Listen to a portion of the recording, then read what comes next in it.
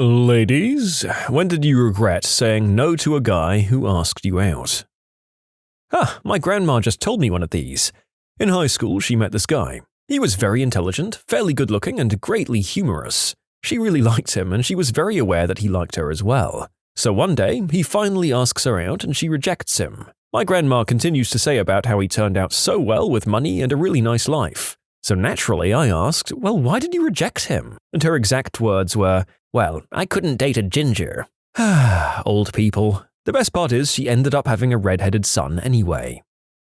One time I said no because I was too busy with my exams. I had my head buried in my books when he asked me. The timing was just all wrong. I regret saying no. Dude, the ball's in your court at that point. What's wrong with asking him out once you're not in finals anymore? If a girl tells me she's busy but maybe sometime in the future, while giving no specific timeline, I assume that's code for I'm not interested. If it's not code, you have to be the one to broach the subject again. I'm not going to keep pestering you. I've learned my lesson. Had a guy ask me out in high school. Really fun guy. Very nice, funny, athletic, smart, and good-looking. I turned him down because I knew he'd already done the deed with someone, and I wasn't ready to do it at the time. It wasn't about his morals. I did desperately want to date him, but I just felt like I'd never be able to make him happy, and I was embarrassed that I hadn't had that experience yet. A few years later in college, I ran into him when I was home on break. He's still the perfect guy, hasn't changed a bit. I really screwed the pooch on that one. Had a very close friend in high school who really liked me for years. I was his prom date and all, but when he started to want to be more than friends, I was really hesitant.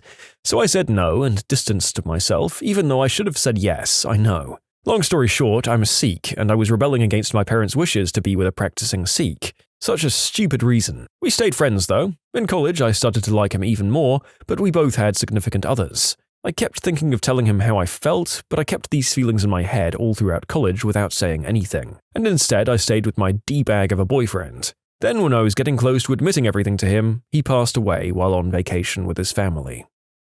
In 4th grade, a boy passed me a note asking me whether I'd be his girlfriend and to circle yes or no.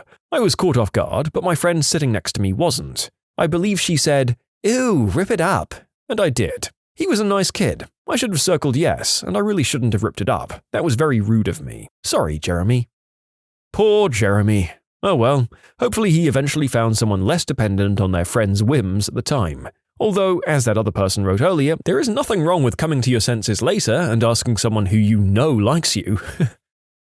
Well, 2 guys come to mind. Guy 1 was so sweet and I did like him, but he was going too fast for my liking, saying I love you too soon and stuff. He somehow lost heart in pursuing a relationship with me when I told him to slow down as it was making me uncomfortable. We rekindled our thing a few years later, but it wasn't quite the same and it didn't amount to anything serious. He's now in a long-distance relationship with a beautiful girl. From what I can see from the outside of their relationship, he's very sweet and a devoted boyfriend. I sometimes think I missed out. Guy 2 was someone I really liked, but he was always talking to or about other girls, so I didn't think he liked me that much. One day, he asked if I'd go out with him, but it was set up to seem like a joke, so I said, no, that's ridiculous, because I didn't want to appear too eager and vulnerable. I found out later he was serious, but wanted to seem casual. He had moved on to other girls by the time I found out, and went into a relationship with this other person. She was his first girlfriend. When they broke up, it devastated him. Then, sometime after, we got together. I was his rebound, so it was doomed from the start as he wasn't over her. I thought if I'd said yes to him when he asked me the first time, I would have been his first and he would have loved me much more. This happened in high school, hence all of these stupid games and predictions. Oh, don't worry, those stupid games can go well into adulthood. I did this event at the Queen Mary and I could not stop staring at this guy. I just thought he was the most gorgeous thing on the planet. My event coordinator noticed and ended up bringing him over the last night when they had a ball. We walked around the deck, and when I told him about how earlier I'd slipped and almost fell, he swooped me into a dip and said, like this. He tried to teach me how to dance, which he was great at, told me about how he'd traveled and loved school and all the same things as me. It was the best and most romantic night of my life. I had to go back to my group, and he stopped me on the stairs to kiss me and said, "This is the last chance I'm going to get to do this. What do you want me to do?" I told him I needed him to keep walking because at the time I was in an on and off again relationship with a total scumbag. I think about him all the time and beat myself up a lot for passing on someone so great for someone who didn't care about me at all. If I could redo one thing in my life, it would be that night. Damn it. I know I'm a complete idiot. He was unreal in how wonderful he was. Yes, I fully admit to being that girl who picked up the D-bag, but it was my first relationship and lesson was definitely learned. After stewing on this and beating myself up a bit, I think I'm going to try and find him. He has a pretty uncommon name, luckily. Last I heard he had a girlfriend, but we'll see. Crappy mental health, didn't feel like I could have a healthy relationship because of it. Back in my teens, my self-esteem was so low that it was easier to believe otherwise really nice guys were trying to make fun of me rather than they were actually interested. Some of them were nice guys I had crushes on for years. Yay me. I don't really regret this one, but I wish I'd been someone else that could have given him a chance. He was all shy and cute and seemed like a genuinely good person. It was in the train. But I was and am in love with somebody else. Well, there was this one guy who served at the register I was working, who seemed nice and normal. He came back later and handed me his number, and I sort of wondered what would have happened if I'd called it. I lost the number, but I remember his name, and I know he probably lives in the area. Yeah, I know how working the register is. A girl once wrote "call me" on her receipt after she signed it and handed it back to me, but she forgot to put her number on it, so I just threw it away. Wasted opportunity. Haha, she was so nervous she forgot your number? Aww.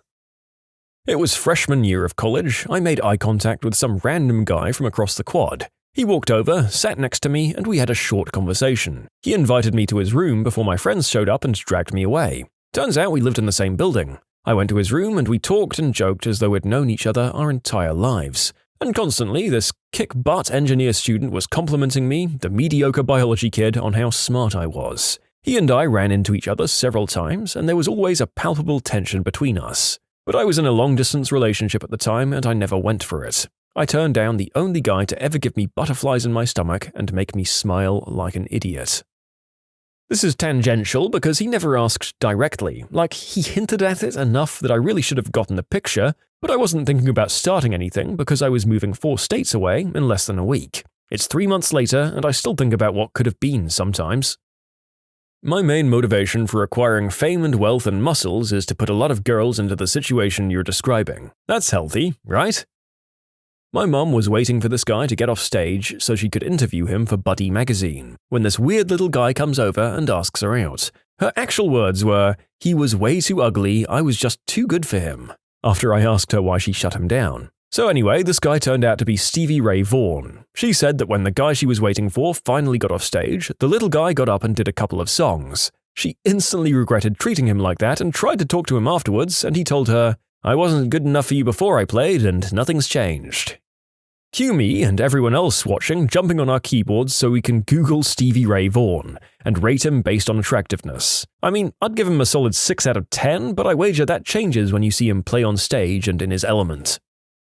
I worked for several years with a gentleman who we'll call Harry. We had a lot of fun at work and also went out surfing, beach days, mutual friends stuff together too. Only gradually did I realize I was developing genuine feelings for him. I kept all of this to myself, of course. He seemed way out of my league and I didn't want to make our work relationship awkward. Once he asked me if I'd go shopping with him to find some shoes.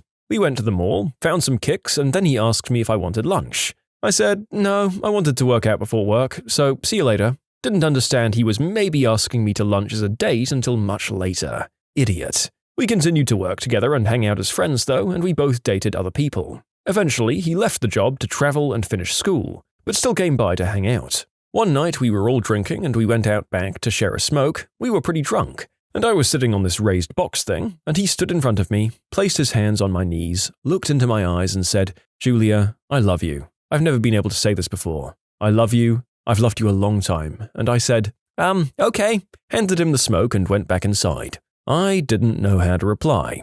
I had inklings that he had feelings for me before, but we never came out and said it. I had a boyfriend at the time and wouldn't cheat, so here I am. Harry, if you read this, I love you too. In short, worked for years with my possible soulmate, he confessed his love and I choked like a fool.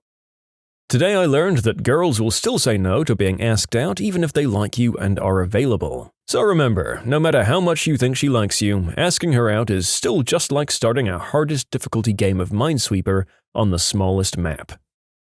At an end of summer party, this nice guy gave me his number. I was very shy and kept putting off calling him because I was nervous. Then I got caught up in the excitement of starting my first year at university and I honestly just forgot about it. Passed him months later in the hallway at university and he gave me this incredibly wounded puppy dog look and kept walking. I felt terrible. I hadn't thought it was a big deal for him. I know now it's pretty much always a big deal for a guy to work up that sort of courage.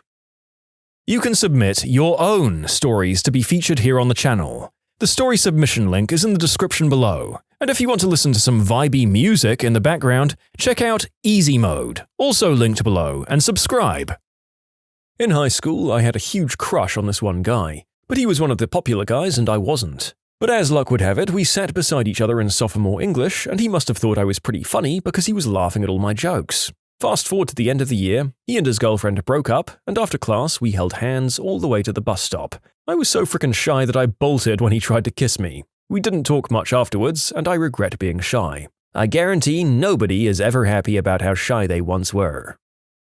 I said no to a perfectly lovely guy who was just my type once because I was feeling a bit down and not like I could deal with a world of romance. I mentioned this to my best friend in passing one day, and it transpired that they knew each other. My best friend managed to dig me out of my shell enough to at least go out for a quick drink with him. 2 years later, I walked down the aisle towards him. We're now fulfilling a lifelong dream of mine by living in another country together and have a life full of love and adventure planned. Obviously, I'd never have known this to regret it, but it's incredible to think how different my life would be if I'd stuck with my original no.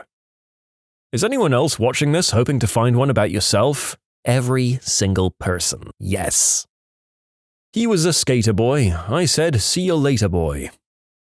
In college, there was a guy who asked me out who was weird and annoying, so I said no. Next year, he came back hot as F. Turns out he spent all summer working out. I regretted it until I invited him over one night and he stole my PS3 and my Yoda backpack. I'll add that I got the backpack back. He was roommates with a friend of mine. He actually wore the backpack around the next day and everyone knew it was mine.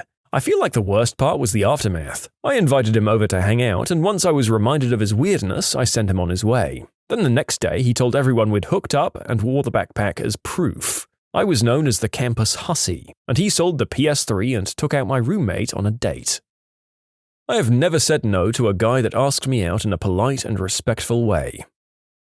Obama asked me out when we were in high school. I thought he was too skinny and I let him down by saying, "You have more chance of becoming president than getting in my pants." Turns out he became president to impress you and prove that he's willing to do anything for you. One of these days he'll show up at your house with a bouquet of beautiful flowers and gifts. He'll tell you how he never really loved Michelle and that you were the only person he could ever see himself with. I'd imagine that, after dating for a few years, you'll go through a rough patch that will end with a kiss in the rain at a train station with a proposal.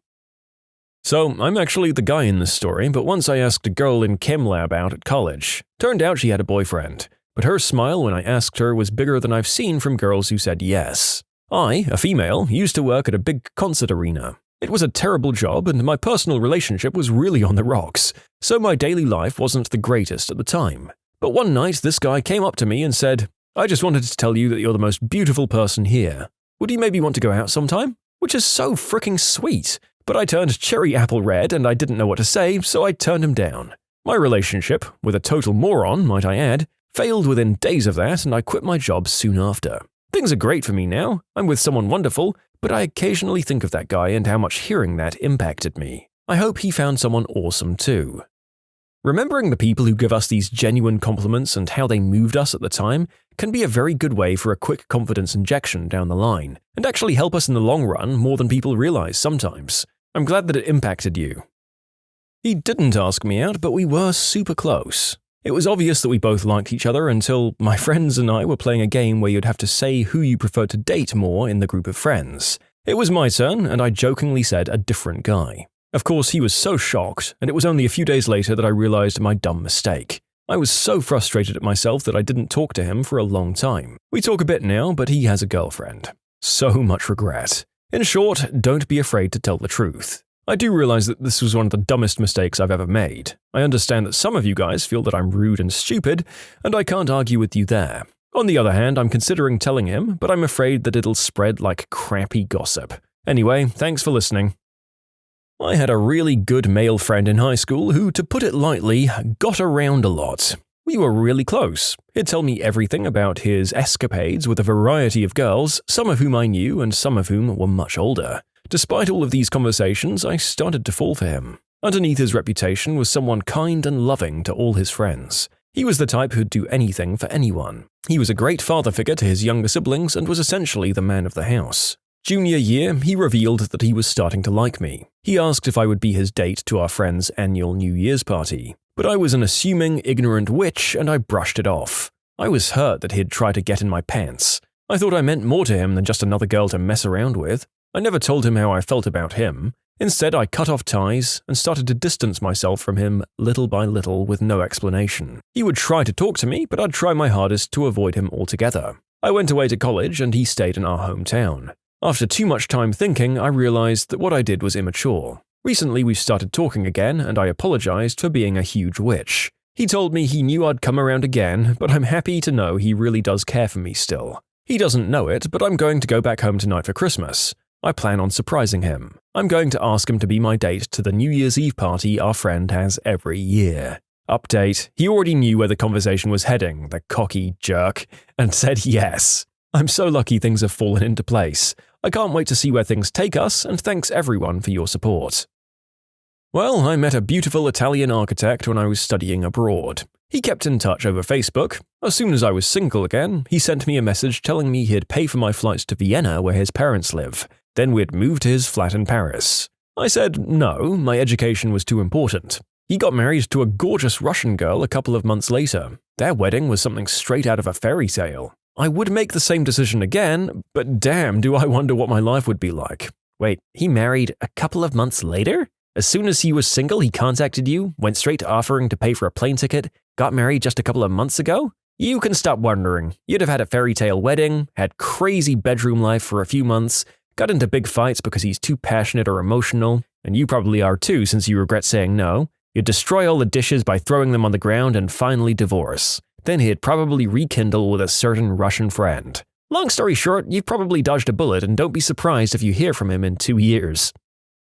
A friend of mine has this cousin who I thought was top-tier frickin' gorgeous for years. I always told my friend how handsome I thought he was, but I never really spoke to him, and he never paid me much attention, so I figured he wasn't interested. Relatively recently, he broke up with a girl he was dating, and spent a while just hanging around me and hitting on me. I'm in a serious relationship, so it wasn't gonna happen, and he knew that. But all I could think was, where the frick was this a while back? I totally regret not being able to say yes after that long.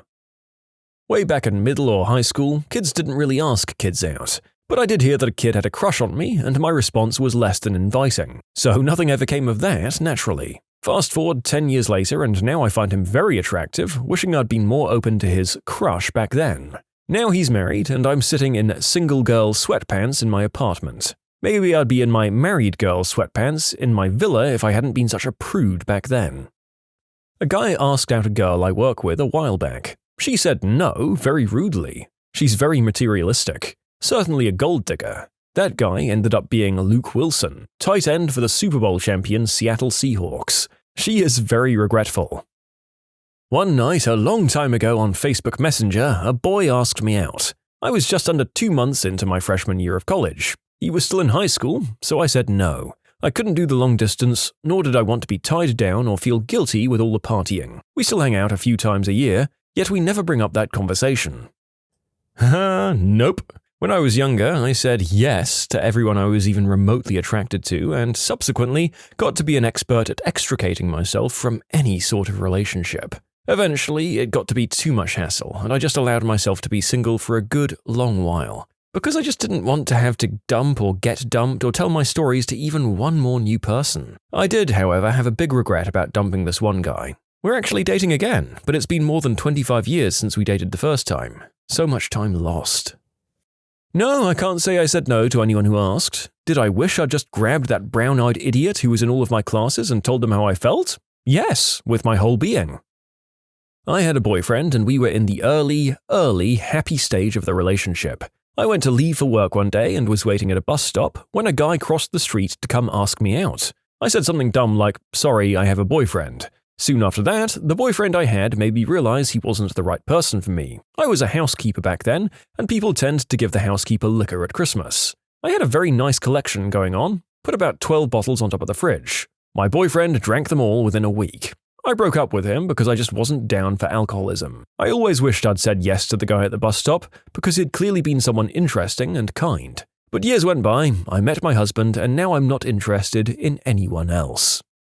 What celebrity behaved like a complete jerk to you in public? Wayne Brady screamed at my sister for taking his picture in Vegas. She wasn't taking his picture, he just walked into the shot. He freaked out, screaming that he wanted her to show him that she was deleting it. She was trying to explain that she didn't even know he was there, and showed him the picture that only had a sliver of him in it when she looked through the shots. He continued to berate her about not respecting his privacy in the middle of the Vegas Strip. She was in tears, apologizing for doing nothing wrong, and he never acknowledged he was in the wrong and continued to badmouth her as he stormed away. Can't watch him anymore. Mark Wahlberg did an appearance at his brother's restaurant. He refused to take pictures with anyone taller than him. Now, this I can believe. Met Tiger Woods when I was 15. He slapped my hat out of my hand. A different golfer whom I didn't know ran up, picked up my hat, and asked if his signature would be okay. I agreed, but I don't know who he was or what his name was, but my grandpa was pleased upon seeing it. Pauly Shore. It was mid-90s in New York City, and my wife and I were at a very popular Asian restaurant with a huge wait time. He walks in with an entourage and tries to worm his way ahead of everyone else. He tried to play the "don't you know who I am" card. Hostess was having none of it, said, "Don't know, don't care, you'll wait." They left in a huff. I know this won't come as a surprise, but Steven Seagal used to frequent a restaurant I worked at. Guy was a colossal piece of crap. He treated his wonderful family like crap, and it was obvious he was cheating on his wonderful wife with the Asian nanny. This fricking moron would come into a 10-table restaurant, all 6'5" and 300 pounds of him, wearing a golden kimono in the South, and would wonder why people were looking at him. So he made us take the entry partition down and put it around his table. He was an absolute trash human being. Also met Peyton Manning one night after the Super Bowl he lost to the Saints. This was at an ultra-high-end golf course, and we were not allowed to act like we recognized celebrities, which was more awkward than anything. Anyway, he walked up and ordered a beer and introduced himself, but I was already turning to get the beer as he stuck out his hand to shake my hand and tell me who he was. As if I didn't know who Peyton Manning was in the grounds when I saw his forehead pull into the parking lot. So I blew off Peyton Manning for a handshake. How many of you losers can say that? Great frickin' guy, though. Well, the narrator thought that maybe the author was drawing too many conclusions about Steven Seagal, but after a quick Google I can see that he is, if anything, painting him as less of a D-bag than the man himself often behaved as in public. Didn't happen to me, but I had a physics teacher in high school who sat next to Bill Nye on a plane once. Apparently, he was super unpleasant to be around. Every time this thread comes up, James Corden ends up taking it over. Hey James, you won't remember me, but me and my friends sat at a table next to you and Harry Styles and some others in Manchurian Legends in London's Chinatown about 6 years ago. We didn't bother you, but you were a massively entitled C-word who yelled and treated the waitstaff like crap. And when one of my party politely suggested you calm down, you got really aggressive and threatening, in a chubby way like a boozy panda. So my question is this: why did Harry seem so cool while you were such a massive, throbbing eggplant? This is from his AMA thread, by the way, literally hundreds of posts like this from ex-fans, staff, and other actors. I haven't met a rude celebrity yet, but Stanley's security at Calgary Comic Con a few years back was fricking brutal. The guy acted like he was a fricking mercenary. Stanley would sit in a chair and you'd come close to him to get your photo op, and Stan let me be pretty well arm-to-arm close, and his security guard yelled at me and asked Stan if he authorized me to be that close. Even the photographer looked at the security guy like he was crazy. But at the same Comic-Con, meeting Norman Reedus, Stephen Yeun, and Robert Englund, Freddy Krueger, was amazing. They're all super awesome and tried to have a legitimate conversation with you. Steve Yeun even complimented my glasses. 10 out of 10, best con for me. I was the butthole in my store. I saw Don Cheadle at an airport and was thinking about Ocean's 11 and said to my friend, "Dude, it's Bernie Mac." And he looked back and said, "Nah, I'm the other black guy from Ocean's 11, but at least you liked the movie." Jared Leto hit on my girlfriend at the time and called me fat. His brother Shannon was super nice though. At least he didn't tattoo fat on your forehead. He was a total rude, aloof jerk, and his brother was super lovely, warm, and sweet. Jimmy Fallon. I liked his show, and one day while I was getting a tour at NBC Studios, he bumped into me and turned around and said sorry, and then flipped me off, and it's not like I got in his way. He walked into me from behind.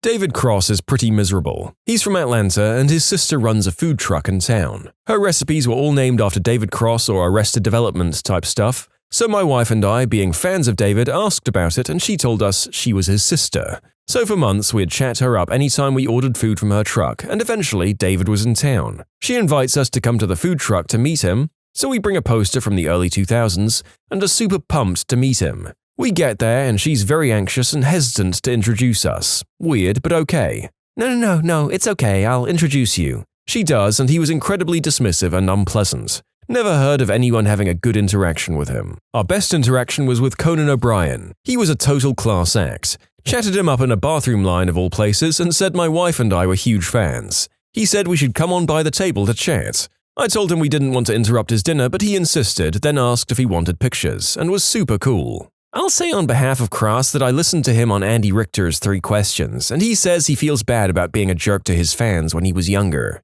He admits actively being a jerk, but he also said he didn't really know how to talk to people at all. He said he'd get weird when people complimented him or said they liked something.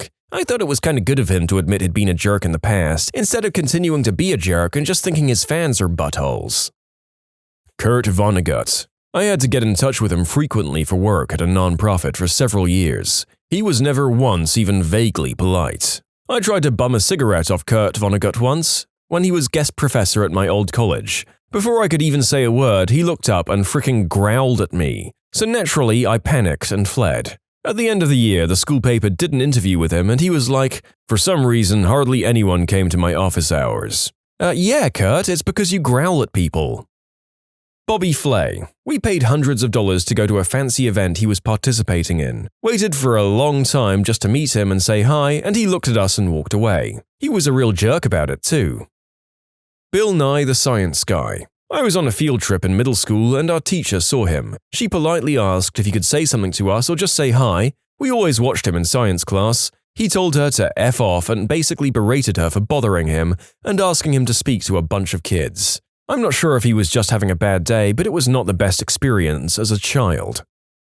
Some narrator's insights halfway through the script. Bill Nye's name came up a lot in this story grouping, which may be upsetting to some people, but there it is. Apparently, just don't talk to him if you see him in public. I won't do any more of his stories unless they're particularly juicy.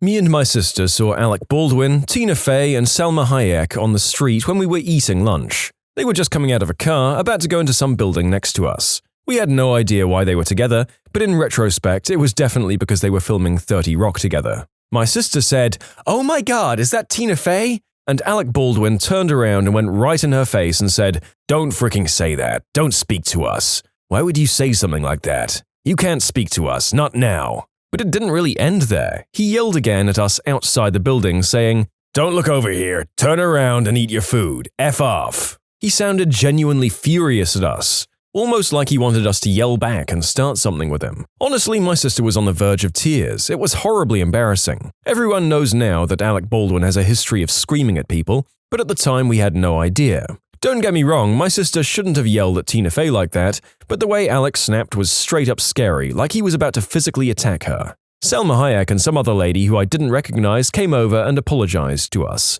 She asked if we wanted her to go and get Tina and get her autograph because apparently Tina felt bad, but we said no. She then talked to us about the food we were eating, which was Mexican food, and we ended up having a brief conversation about New York's lack of quality Mexican food. She was incredibly charismatic and sweet.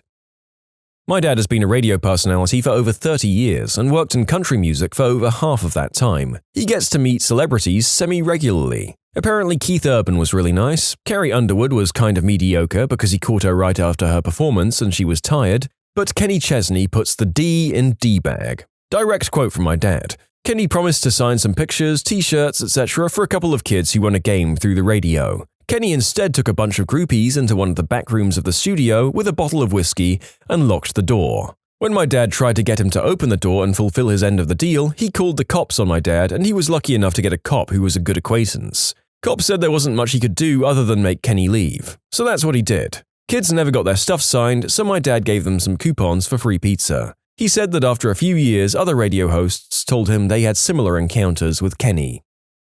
I've had the perfect combination of bad star, good star. It was at Dragon Con, maybe 2005. I'm going through the big autograph room waiting to get David Carradine's autograph. He looked so mad. He didn't say a word as I told him how much I enjoyed his work. Okay, I get it. Maybe he was having a bad day. Next to Mr. Carradine was Mark Singer, star of Beastmaster, V, among other things. Mr. Singer is smiling, talking to people as they go by. He looks genuinely happy to be there. Suddenly, a woman behind me stumbled and dropped a huge stack of materials she wanted autographed. Mr. Carradine looked down on her like she was a bug. Mark Singer jumped over his table and started helping the woman pick up her things. Didn't hesitate one moment, just started helping. That's when I decided if I ever became famous, I was going to try and be like Mark Singer, not David Carradine.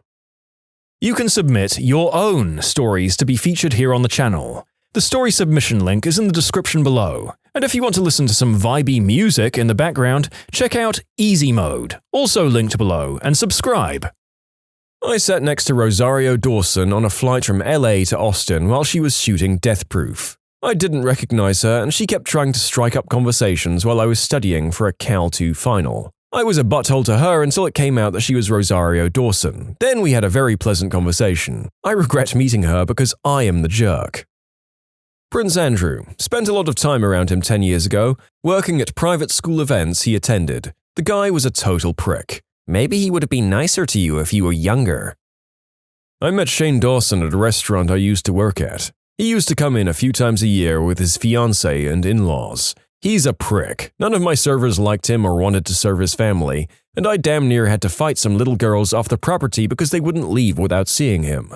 I sat near him at Denny's in Santa Monica around midnight once. Must have been back when he had longer hair, and I don't think he was dating Ryland yet, but I'd already stopped watching years prior. He was alone with his laptop, didn't even realize until my boyfriend pointed him out, so I looked behind and indeed it was Shanae. Can't remember a single time he thanked our server, although while we were there she was just refilling his coffee. Apparently some people don't feel the need to thank their servers every single time they visit their table. Afterwards I realized he'd been live tweeting about the other couple a few booths down from us who were seated closer to him. We narrowly avoided him talking crap about us to thousands of people. My gosh.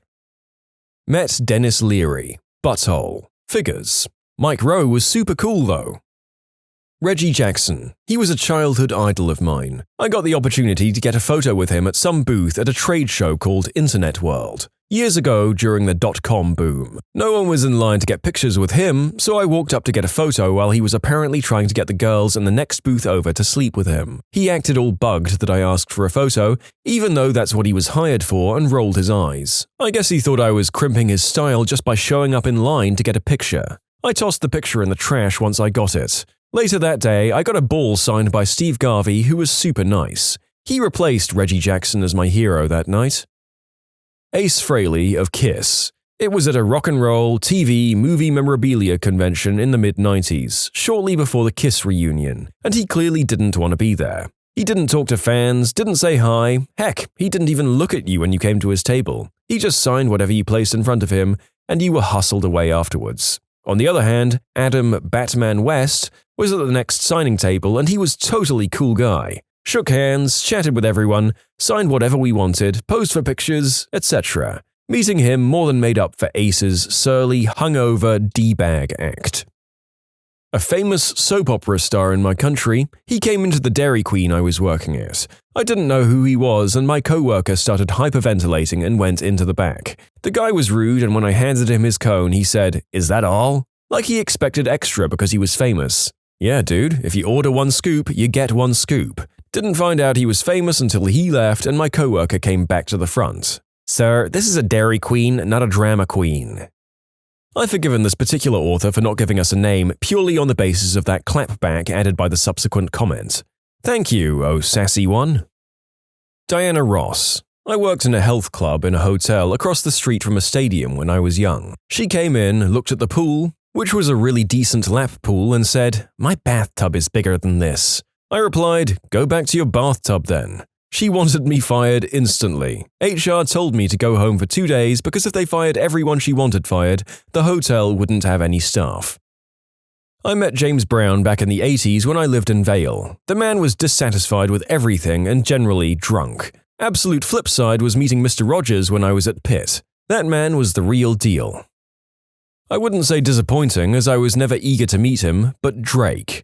Drake was just unprofessional and egotistical when I worked with him both times. This was before he got big, first award show type level. He's told me to F off directly, and I watched his mum calm him down from a tantrum.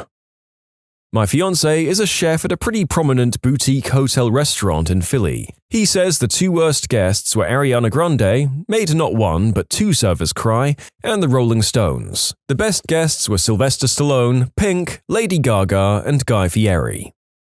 Anyone from Pittsburgh can tell you that Ben Roethlisberger is a horrible person. I have a friend who owns a bar on the south side, and he has, on multiple occasions, just walked into the bar and said, "My friends and I are drinking for free tonight." He also told Arnold Palmer's grandson that he doesn't sign autographs if he's not getting paid to do so. Legend has it that he earned a pretty nasty verbal beatdown from Palmer, and apparently he's banned from his golf course. Arnold Palmer, on the other hand, was an incredibly nice guy.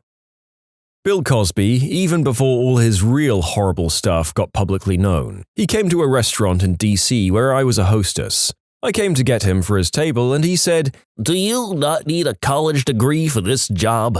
No, man, have you never met a server before? I was sitting undressed in a Korean day spa steam room when a guy who looked just like Lawrence Fishburne walked in and sat down across from me. I was there with two friends and we were talking, and you could tell we were all like, could that really be Morpheus? We just kept talking and he was listening to whatever story we were reminiscing about, and then he smiled at something we said and we saw the tooth gap. We all played it cool though and didn't say anything until after he left. 10 out of 10, a nice guy to hang out undressed with.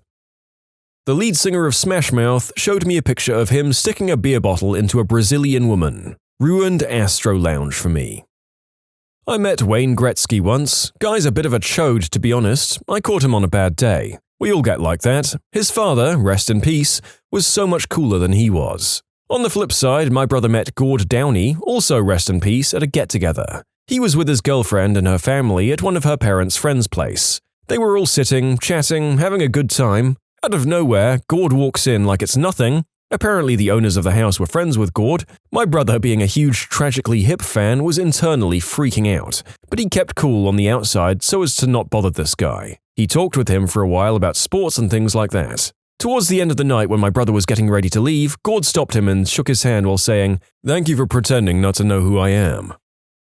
Deion Sanders. I interviewed him at an NFL military event like 8 or 9 years ago, and he was a prick the whole time. He threw my lav mic on the ground when he was done instead of placing it in my outstretched hand. I was also active duty military at the time, and the event was on a ship. Hey Sanders, if you hear this, F you, dude. F you. Yeah, but he was also capable of being a jerk and throwing mics to the ground at MLB events. You gotta respect that kind of versatility. This guy expected my seat on a plane. He was our local news anchor. Actually said, "I may look familiar." I said, "You're a merchant banker?" Justin Timberlake. This was when I was working a drive-thru at Burger King around 2002 to 2003 or so. He came up at the drive-thru with someone else driving, but he was sticking his head out like, "Hey, hey, hey!" at us. I didn't really recognize him, but he asked if we knew who he was. I said no, but my coworker said yes. Then he looked at me like, "You don't know?" and was just really confused. My coworker said it was Justin Timberlake and he said, "Yeah, hello, come on man." Then he just sort of had small talk. He asked us how work was, how our day was. But here's the thing. The entire time he's leaning all the way over the driver, who was clearly horribly uncomfortable and a bit crushed by him leaning over on him. He asked if I was from the Middle East and I said no. He clearly didn't listen and said, "Yeah, that sucks. Sorry about the whole Afghanistan thing." He asked if we wanted his autograph. We said sure. He wrote it down and gave it to us. He then said bye and left. It was all in all a really funny experience, and I try not to let it influence my view of him because he was clearly on something, but he just came off like a big goofy attention-loving silly Billy the entire time. Met Morgan Freeman at a Bed Bath & Beyond. He was shopping for a teapot on a lower shelf and stood up right when I almost walked into him, and I was like, "Wow, you look just like Morgan Freeman." And he said without skipping a beat, "If I was Morgan Freeman, wouldn't I be in Hollywood or something?" And the voice made me now like 99.9% certain it was him. And I was like, "I guess you would. Enjoy your time here." I don't regret meeting him, and I don't think he was being a jerk. I just thought it was so Morgan Freeman of him to have a line like that to make you wonder if you met Morgan Freeman or just a guy that likes to act like a character in a bunch of his movies. What's the dumbest thing a criminal has done or said to a cop? I read a theft suspect her Miranda rights, to which she stated in a recorded interview, "I'm invoking my right to silence and a lawyer because I stole a lot of crap and I don't want to incriminate myself." I stopped someone who was in the area of a load of theft from motor vehicles. After a bit of questioning, I carried out a search and found numerous wallets, phones, and other things. He claimed that all of the cards were his, all 13 different identities. To be fair, he stuck to his story. He carried it all the way to court, going not guilty. "Okay then, Mr. Jones, you're under arrest for 12 counts of theft. Mr. Fletcher, you're also under arrest for 12 counts of theft. Mrs. Rodriguez, you are under arrest for 12 counts of theft." Stopped a lady for speeding 15 miles per hour over the speed limit. I asked what her reason could be for going so fast. She said, "I live here. You can't give me a speeding ticket. I live just down the street. I live here. This is unbelievable. I live here." So my personal favorite was when a bloke on a motorbike swerved in front of our squad car and crashed. We hopped out, picked the bike up off him, it was pinning his leg, and asked, "You alright, mate?" To which he replied, "Of course I'm alright. What do you mean?" "Well, you just fell off your bike, mate." "No, I didn't." He just kept insisting that there was no way he could have crashed, and it must have been someone else. I called the cops on my roommate in college because she tried to attack me and she wouldn't cooperate with the cops, so she got cuffed and was screaming about how she was going to beat me good. They were like, "Yeah? You're going to beat her good?" And she was agreeing. In court later, the judge asked her, "So you think it's okay to beat someone good if they turn your TV off when you're not there?" And she nodded and said, "Yes, I do." And the judge just deep sighed. She got a big fat fine because they couldn't prove assault. She got charged with something lesser that had a max fine of about $1,500. Funny thing was, she had a pay or appear date for like 3 days before the one she was assigned at our trial, so they agreed to just merge the 2 dates so she wouldn't have to appear twice. So that means she already went to court for something else and got fined for something else too. Folks, in case you were wondering, if you blurt something like this out by accident one time, it might be in your best interest to revise your statement further down the line. People say honesty is the best policy. You can always be honest about seeing a better way forward. Friend who is an officer told me this one a little while ago. He was driving near where a known car thief lived, so he stops by. SUV in the driveway with no tags. My friend walks up, runs the VIN, stolen. Now the property had a house on it, and then out back a small mother-in-law suite where said thief lived. Officer walks out back, knocks, and then hears a car door. Officer starts running, engine starts, and yeah, the thief is driving away in the stolen SUV. Officer knows where he ditches stolen cars at, so has an officer stake out that area. Sure enough, 2 hours later, the SUV rolls up with a Jeep following it. SUV driver wipes down the dash, wipes down the outside door handle, and gets in the Jeep. Officer pulls them over and arrests them both. Why both? The Jeep is stolen too. Officer runs her license, sends another officer to her address, and guess what? She had a stolen car at her place too. 3 stolen cars recovered, 2 people in jail, all because one officer decided to stop by a thief's last address. Not my story, but my police officer friend's. He had gone in to arrest someone for dealing substances. He was in full uniform while someone else had already been there undercover. The substance dealer looks at the undercover cop and says, "You're undercover." "Yes, well done." He looks at my uniformed friend and says, "You're undercover too." He was not. Then he looks at someone else, not a police officer at all, and says, "And you." The guy responds with, "How am I an undercover police officer? I just bought substances off of you." And that's how they made an unexpected arrest at that raid. Not a police officer, but my father was a 911 dispatch operator. My father was working one night and he gets a call from a man who was obviously drunk. 911, what's your emergency? Yeah, I think I just heard a red car crash." You heard a red car crash?" "Yeah." "Okay, police are on their way." Click. My dad finds out later that this guy was driving drunk and crashed his car not far from his house. The guy decides to get out of his car, stumble home, and dial 911 to report the fact that he'd had a car crash. In his drunken mind, he figured he'd report the crash as someone who heard it and he'd get off somehow. But he had to specify the color because apparently a red car crashing sounds different than a blue car crashing. Student paramedic here, once went to a family with a 2-year-old with difficulty breathing. Walked into the house to find 4 people and the parents smoking green herb with the baby in the room. The baby was crying, coughing and spluttering. Couldn't believe my eyes. My mentor swiftly rang for police backup and we filled out some safeguarding paperwork concerns. Pretty sure they arrested them on scene for neglect.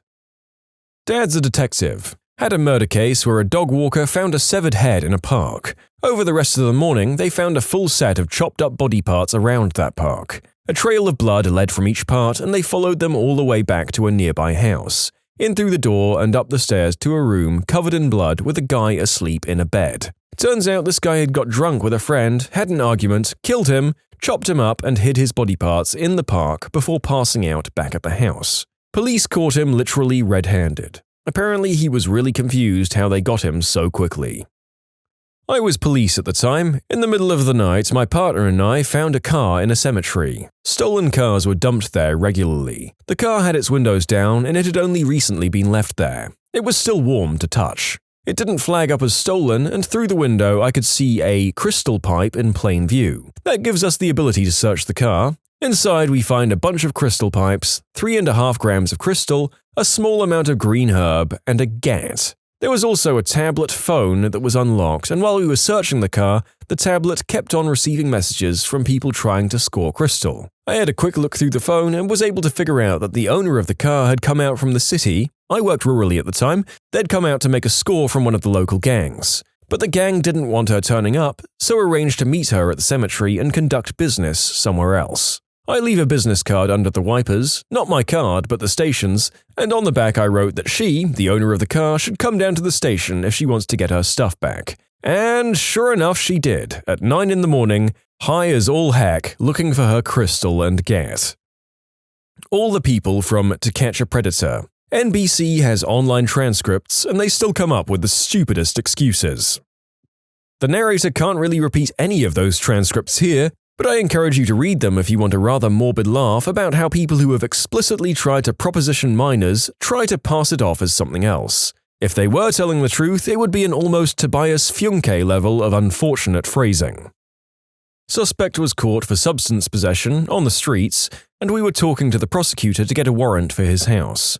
Somehow he managed to call his wife without our notice, and as we realized what had happened, we heard him saying, "Honey, go take the fish out of the fridge." After we got the warrant and searched his house, there was his fridge full of speed and the plate with fish which his wife had prepared for his return thrown in the trash.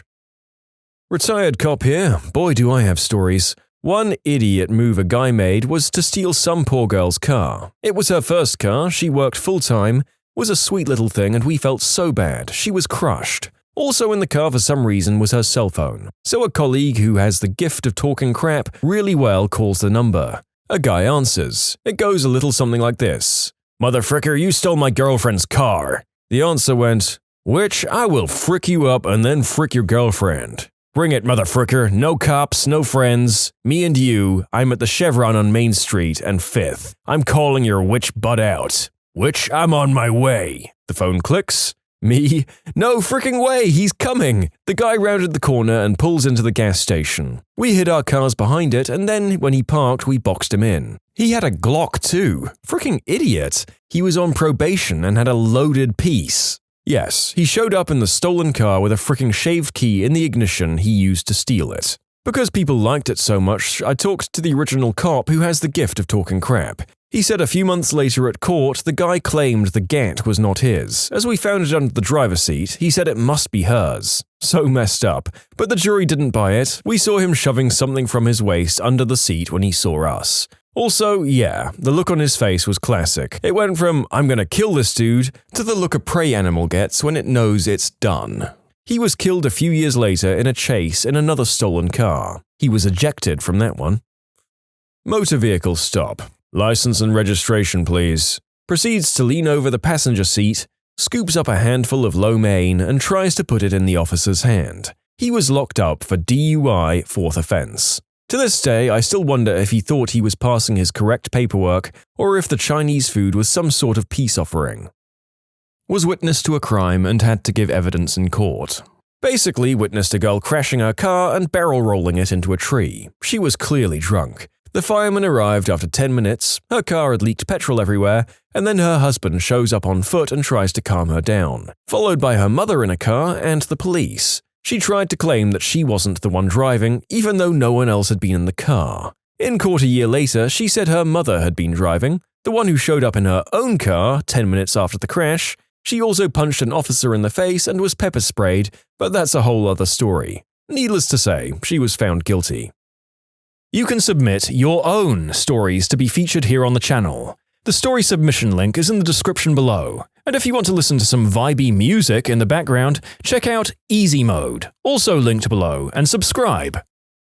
Dispatcher. Had a guy call in and tell us that he's currently violating the protective order by being with his ex who is pregnant by him. Wants us to call the judge and get it dismissed so they can go inside the restaurant and eat. Officer is standing next to my partner who answers the call and asks the guy where he is so he can send the judge to him. The guy hangs up. Responded to an apartment complex for a kid eating a corn dog and was stuck on the roof. The FD arrives and gets the kid off the roof. Asked the kid why he was eating a corn dog on the roof. His answer was, "Because I threw it up there." His look of duh left me speechless. DUI trial. Defendant chooses to represent herself. She tries to introduce evidence during the trial, but is quickly blocked by the prosecution. The judge, maybe taking pity on the flaming train wreck that was this woman's defense, asks to see the evidence. It was a receipt from the bar she left before I stopped her that showed she purchased 2 large margaritas. Her whole defense was, "I couldn't have been drunk after only 2 margaritas." She was found guilty. My initial reason for stopping her was that she drove down an embankment on the side of the road to get to a McDonald's drive-thru. My friend is sober driving and there's not enough seats, so 2 people offer to go in the boot. On the way, she gets pulled over and the officer comes up to the window and asks if she knows why he pulled her over. She says, "Because of the 2 people in my boot?" The cop says, "No, because you failed to indicate at the last intersection, but tell me more about the people in your boot." "These are my pants, but those are not my pockets. Can't make this crap up." I maintain that there's a small chance that there was a tiny portal in front of each pocket redirecting to a less innocent man's accoutrements, but nobody listens to me. One of my favorite Cops episodes was a guy they stopped, pulled some substances out of his pants, and his response was, "Those aren't my pants." The cop then said, "Oh, and whose pants are they and why are you wearing them then?" The guy said, "I don't know." My ex said to the cop who pulled him and his friends over, "I'm so frickin' high right now." I had a friend back in the day that earned the name DUI Don because he was driving a girl home after partying one night. She was off her rocker and he was only high. Got pulled over, could easily say that he's sober, was happy to blow into the tube and get out of it. The first thing he says to the cop is, "I'm gonna level with you, I'm really high." He spent that night in jail. And the cherry on this, and the reason I know the full details of it all, is because the girl with him was 17 and bonus, homeless. When she didn't have anywhere else to go, she gave them my address, an 18-year-old living alone, and I got to become her temporary legal guardian. Awesome night. Thanks, DUI Don. "Sir, can I see your driver's license?" "I don't have one." "Then why were you driving?" "I wasn't. I was traveling." I was the victim of burglary, but heard this from the police officer. I saw the guy breaking into my place on security camera and called them. They managed to arrest the guy while he was still inside packing up my stuff. He was pretty cocky to the police, as he thought that as he hadn't actually left with his bag of swag, that he hadn't committed a crime yet. All he did was break a window. My grandpa was a cop. He told me a story about how when he was still in uniform filling up his squad car, someone tried to rob him with a knife. Needless to say, that didn't work out for him. Apparently it went something like this. "Give me your wallet." "What?" "Give me your wallet." "Are you sure you want to do that?" "Yeah, now hand it over." Grandpa pulls out gun. "Okay, you're under arrest." The robber displayed a shocked Pikachu face. My brother is a Detroit cop. Told me this one. They got a call from someone reporting their car was stolen. They show up and it turns out someone had already stolen the tires off the car and then a different group stole the actual car. They pushed it 2 blocks without tires and left perfect grooves in the street all the way to their garage. Their defense was, "But we didn't steal the tires." Detroit. When we rob you, we really rob you. I'm a corrections officer. 2 inmates got into a fight in a hallway. I was the closest to them and only saw the start of the fight out of the corner of my eye. In my report, I wrote that I saw the two inmates fall to the ground with one on top of the other. Later, the hearing sergeant was reading the report to one of the inmates so they could dispute any facts in the report they felt were untrue or biased. He asked the inmate if they wanted to dispute any facts in my report. The inmate said, "Yeah, we didn't fall to the ground. I grabbed the other inmate and slammed his butt on the floor." What would have been a simple fighting charge turned into an assault charge.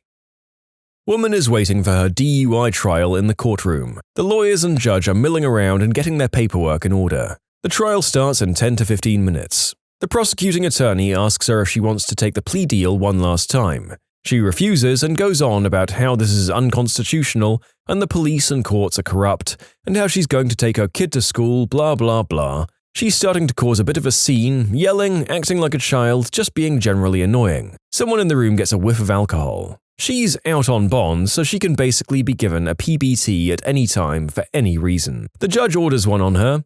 She registers a .226 in court. This woman who is on trial for DUI had the audacity to drive to court drunk and then moan and groan about how she isn't being treated fairly and we're all corrupt, and this is unconstitutional. Not only that, but it explicitly states in your bond conditions that you cannot consume alcohol. So, I cut her off and bring her to the jail. She's still running her mouth during the walk over. I had nothing to say. I had absolutely zero sympathy for her. I could barely hold in my laughter on the walk over to the jail. The confession is my own. The cop said, "You're going 95 miles an hour. Do you know what the speed limit is?" "No." "It's 55 miles per hour." "I'm sorry, sir. I thought it was 65. Not a cop, but I used to read a lot of police reports at my old job. My favorite was a woman who refused a breathalyzer by telling the cop, "I won't blow on that, but I'll blow on your eggplant." In a city near to me, a guy murdered a woman, put her body in a large garment bag, and left her in a vacant lot.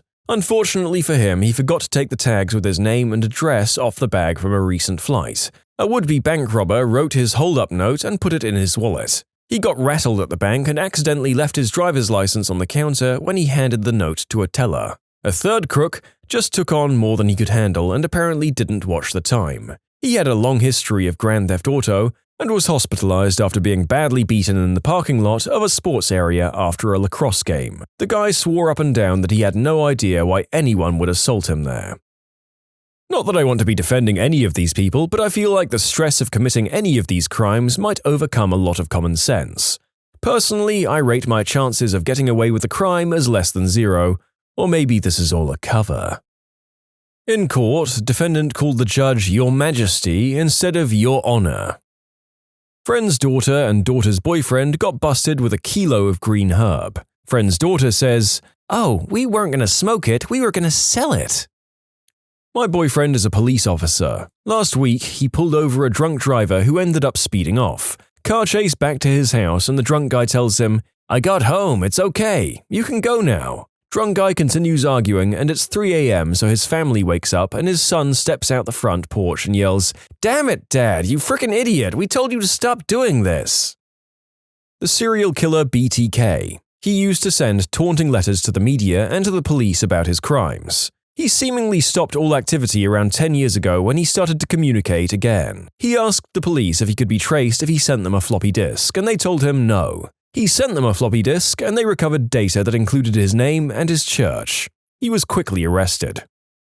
My brother-in-law is a cop in a small town. Pulled a car over one night and recognized the kid. Smelled green herb inside the car and said, "Give me the green herb and I won't search your car, won't give you a ticket, and you can be on your way." The kid fights him and says he doesn't know what that smell is. There's no green herb, and "How can I trust that you won't take me to the station if I give it to you?" Brother-in-law promises again that if he hands him the green herb, he'll let him go, no questions asked. Kid keeps being a moron. Brother-in-law searches the car and finds many more substances hidden all over, as well as green herb. Brother-in-law says, "All right, let's go to the station." The kid gets upset and says, "You said you weren't going to do this. See, I couldn't trust you." I groan and laugh every time I think of that. What a dummy.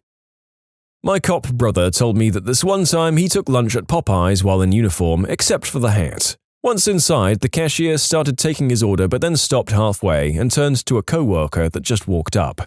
I don't remember exactly what was said, but basically the guy taking my brother's order asks the other guy if he took his green herb. The other guy says yes, but he didn't smoke at all and proceeds to hand over the green herb. The guy then says, "Cool, not to worry, he's got another stash in his car for emergencies like this." My brother then said that he just wanted to eat some lunch. The guys then realized he was a cop. One guy said something like, "Not again." As my brother started arresting the cashier, he said that he thought my brother was the security guard.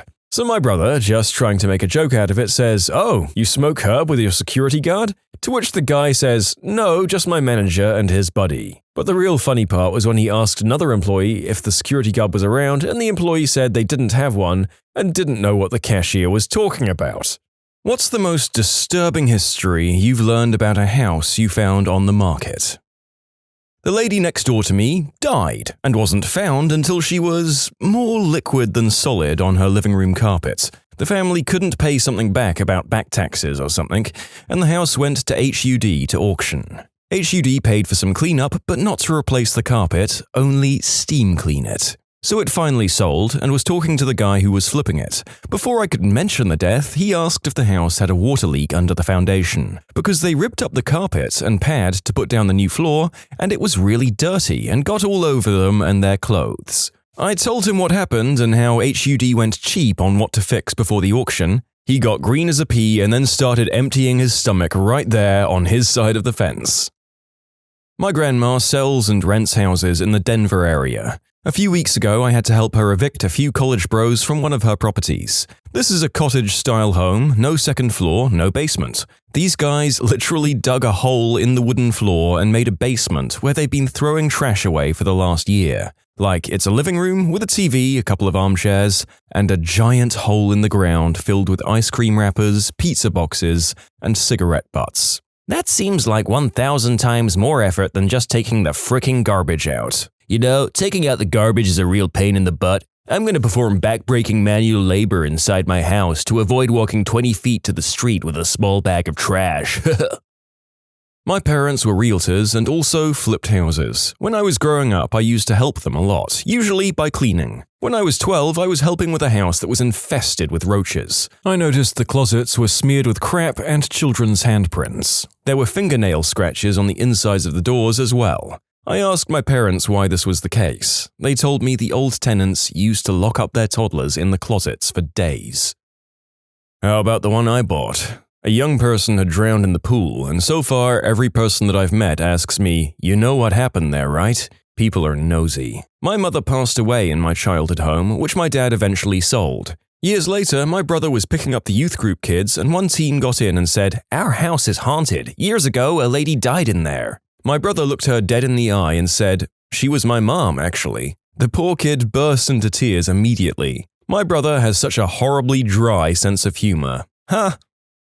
Got a good deal on an apartment because a lady was beaten to death next door. It was an old house converted into separate units.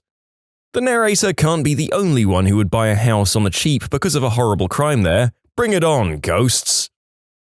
When I was looking for my last house, I went with my wife and realtor to look at several houses. We went to look at one house in particular because it didn't seem like the price they were asking could be real. A huge house sitting on tons of land with outbuildings and going for millions under market value. We got there and the realtor said, "Oh, I should mention, a serial killer lived here, and when he was put away, cops found 11 bodies on the property. I think owning this house would make me perpetually afraid of coming across a 12th body digging a vegetable patch or something."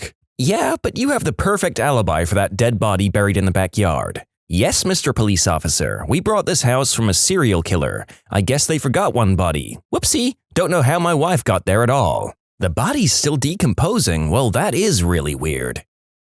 Not that I was buying, but one that I was visiting. I went to visit my sister in California, and once I flew in, I wanted to shower. Well, I took a long enough shower that the mirror was all steamy when I got out, except one tiny dot in the middle of the mirror. My immediate thought process was, oh, weird. I guess if you draw on a mirror with Expo, it won't steam around it. So I went to go investigate, and upon looking right up to it, I realized it was a fricking camera lens. Well, I freaked out and ran out of her room and dressed and then went and told her. We went around the back and looked in the utility closet type thing that looked like it was in line with her room. Sure enough, the drywall had been cut away and repatched at some point. We cut it open, and while there was no camera, there was a little lens still stuck to the mirror. It's real freaky to think whoever was getting actually spied on, and if they ever actually knew. Ugh.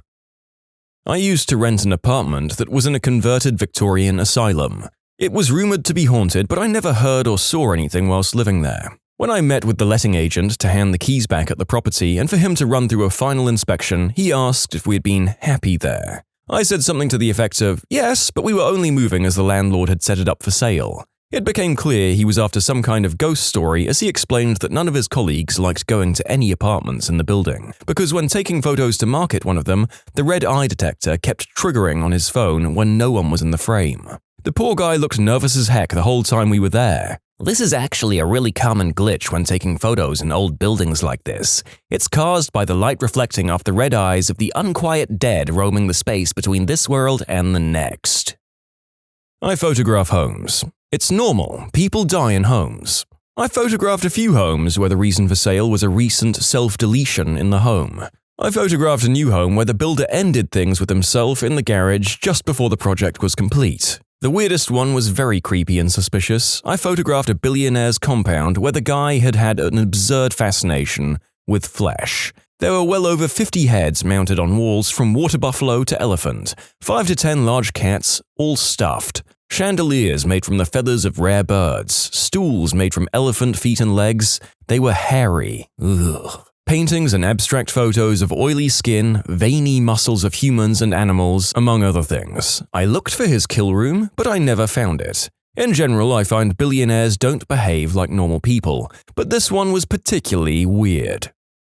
The flat opposite my house was occupied for a couple of years by a lovely young man. Long hair, gothic clothing. That might not be the right term for it, but frick it, I'm old. Super polite, if a bit reserved. He self-deleted in the flat one day. I only found out afterwards that he had had a liver transplant some years before and was worried his new liver was failing. I wish I could have helped him. I used to see him at my doctor's surgery. I had a new and sickly baby and was there a lot, and so was he. But we just said hi to each other, how are you, etc. I'm really sad for him. The flat has been occupied since by a succession of young couples.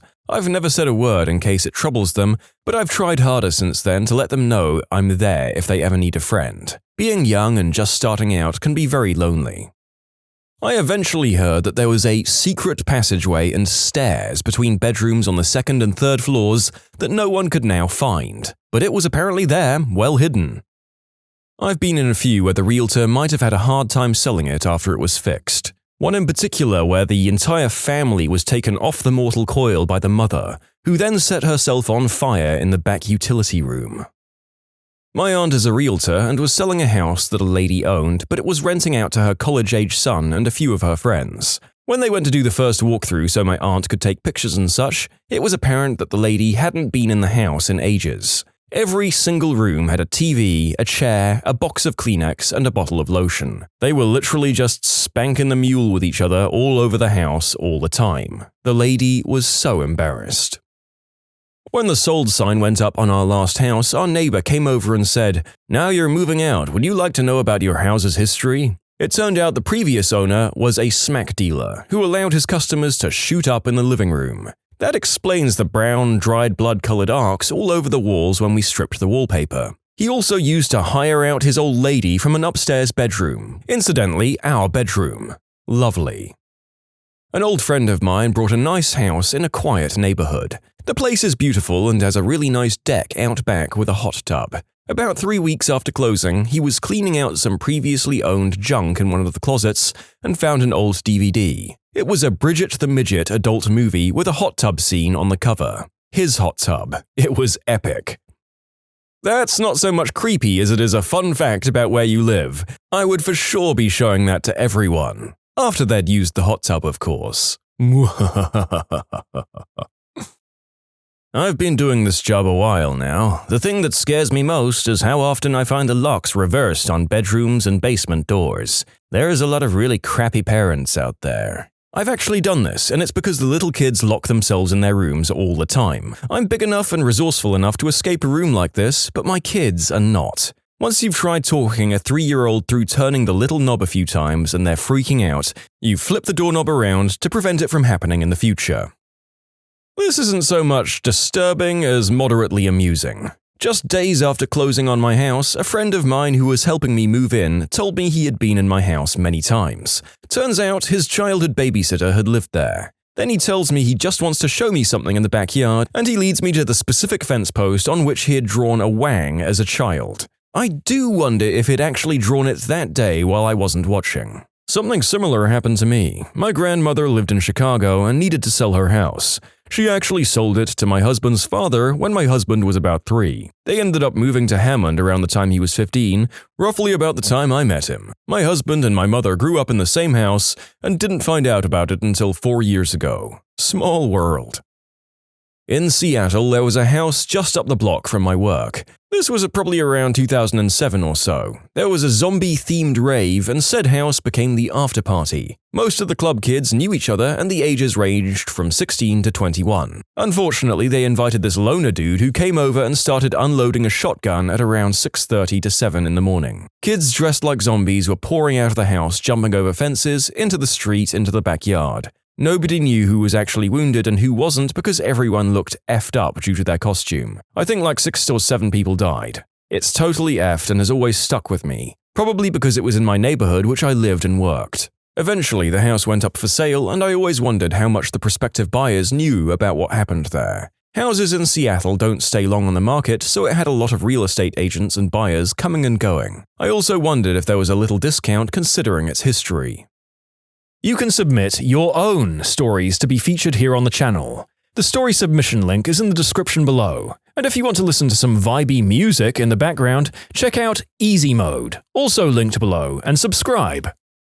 I've been in the residential property management industry for 14 years and have managed and leased thousands of apartments and single-family houses. A historic building I used to lease apartments for was formerly an insane asylum, and prior to that was a hospital. The building itself is on the National Historical Registry. Thankfully, I never had a bad experience here except for one unsettling thing in a stairwell, but I did meet people over the years with stories. Anyway, certain things are required for historical landmarks and restoration tax credits in this particular city. So many of the apartments had to maintain certain features of the original design and architecture, like some old tile was still on the walls and floors. The thing that creeped me out was the basement. Even after more than 50 years on most days, you could catch a whiff of formaldehyde. Some days were more pungent and distinct than others. Of course, being the basement, it also had the addition of that musty basement smell. Since this was once a hospital, obviously, it had a morgue. There are a handful of apartments in the basement, and the original tile on the floor marked where the morgue originally started. In one of those apartments, there's a bedroom with incredibly spacious walk-in closets. If you haven't already figured it out, those 2 massive closets are the old body lockers, with the original latches on the walls next to the entrance to the closets. I still for the life of me can't understand how anyone could live in that apartment, because I wouldn't even go into that apartment by myself. These are my 2 most outrageous. I present the tales of the crazy old gynecologist and the adult toy aficionado. The first is short and sweet. A lady wants me to list her house. I go over and do the routine. As I go to the bedroom closet, she yells, "Oh no, don't go in there, it's a horrible mess. It's a walk-in closet, but please don't go in there, it's such a mess and I'm embarrassed." She went on about it way too long for it to just be a mess.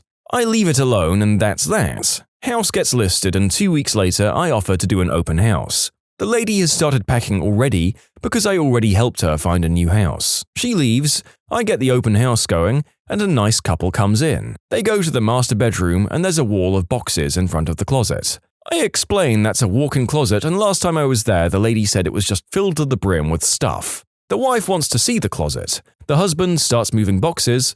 I ask him not to and he keeps going, "If I'm going to buy a house, I want to see the whole thing." Well, he kind of had me there because I know they loved everything else about the house, and the wife seemed super stoked about the kitchen and the master bath. The last box is moved and the door is opened. Inside is a 10 by 10 foot room, jam-packed with phallic adult toys. They're each standing up on very nice custom shelving units with glass doors on the front. The glass doors also have numbers made from a home label maker unit. On the inside of the door is a large sheet of paper. Each number has a corresponding name of some guy. That's when we noticed 2 large boxes in the corner. Each box contained 36 unopened Clona Johnson adult toy making kits. We stared in amazement for a while, and then the husband just fricking lost it. It took a good 20 minutes for him to stop laughing, or at least randomly bursting out in laughter. We put everything back the way it was, and that was the end of me letting anyone check out the closet for the rest of the open house. That couple actually ended up buying the house, and since I know everyone will ask, there were 183 homemade statues of eggplants in the closet, and a few store-bought ones too. Now, the other story is the crazy old gynecologist. He asked me to come in and give him a price. He didn't want to sell, but wanted an official market analysis to present in court for his divorce. He offered me $500, so I was happy to come out and write it up for him. First off, I didn't know his profession. He never told me much later until he'd asked me to put doctor and his name on the paperwork, and I asked what kind of doctor he was. Anyway, I show up and the outside of the house looks great. It's super clean, very well maintained for a 70-year-old house, and looks pretty as a picture. I walk in and there's nothing but shelving units lining every single wall. Floor-to-ceiling shelving units. They're also in the middle of every room on the first floor. All of them are loaded with plastic storage bins that are labeled. They all seem to have pretty routine stuff. I'm thinking the guy is just a very organized hoarder. One has boxes and boxes of new pens. One is all rolls of tape. One big one is all toilet paper. As I get further into the house, the storage bins go from office supplies and toiletries to spoons. Just a giant clear storage tub full of random spoons. One is used paper clips. Used paper clips? He's differentiating between new and used ones. Alright, whatever. That's when I notice every room has a TV and a surround sound system, and it's all set up on a shelving unit. This was back when flat screens were like $5,000 and every room had one. Every room also had flying saucers on the ceiling, which he said were repeaters so he could change every TV to the same channel at the same time. I must admit, that was pretty cool. In any case, we go upstairs and it's a mess. The shelving units were all along the walls, but not in the middles of the rooms. And he's got a toaster in the middle of the bedroom floor with a bag of butternut bread next to it and a plate with a mushy stick of butter that looked like it was a week old. It had that sick yellow crystallized look to it. There were books all over the floor and it looked like he just sat on the floor reading and eating toast. Everything was sprawled out in a perfect circle around where he'd sit. That's when I noticed the clear storage tubs were much stranger up here. One entire rack was used tissues. Another several boxes were lubricant. A couple were speculums. Then I realized there were a lot of boxes of tissues, new and used, around his little toast and book circle. I took my measurements and couldn't help but look at some of the titles on his bookshelf. The two that stand out the most were Doing the Deed by Yourself and Show Me. I mostly remember Show Me because it was a very controversial book when I was a kid. It's basically a published book of borderline illegal material disguised as a life skills book. Everything else on the wall of books was also related to this kind of material, and we're not even close to done. I walked into this other bedroom and realized how dark it was. He had tinfoil taped in the windows to black out the room. It was filled with computers on a giant custom-built horseshoe desk. If I recall, there were 8 or 9 screens wrapping around the room, in addition to 2 big flat-screen TVs. As I measured the room, I noticed more tissues and several boxes of new tissues. The screensavers were all showing slideshows of either undressed women or women in bathing suits. I say nothing and we move on. And here's where it gets weird. Oh, you thought we were past the weird stuff? Hold on to your hat. He takes me to the basement. It's a dungeon. Not some flashy, sanitized adult dungeon either. This was dark, dank, and musty. 2 cages in 2 corners. Some kind of crucifixion cross with restraints, some weird table with restraints, a full wall of whips and chains and needles. One featured a paddle that had tacks sticking out of it. Swings for doing the deed of varying sorts hanging on the rafters.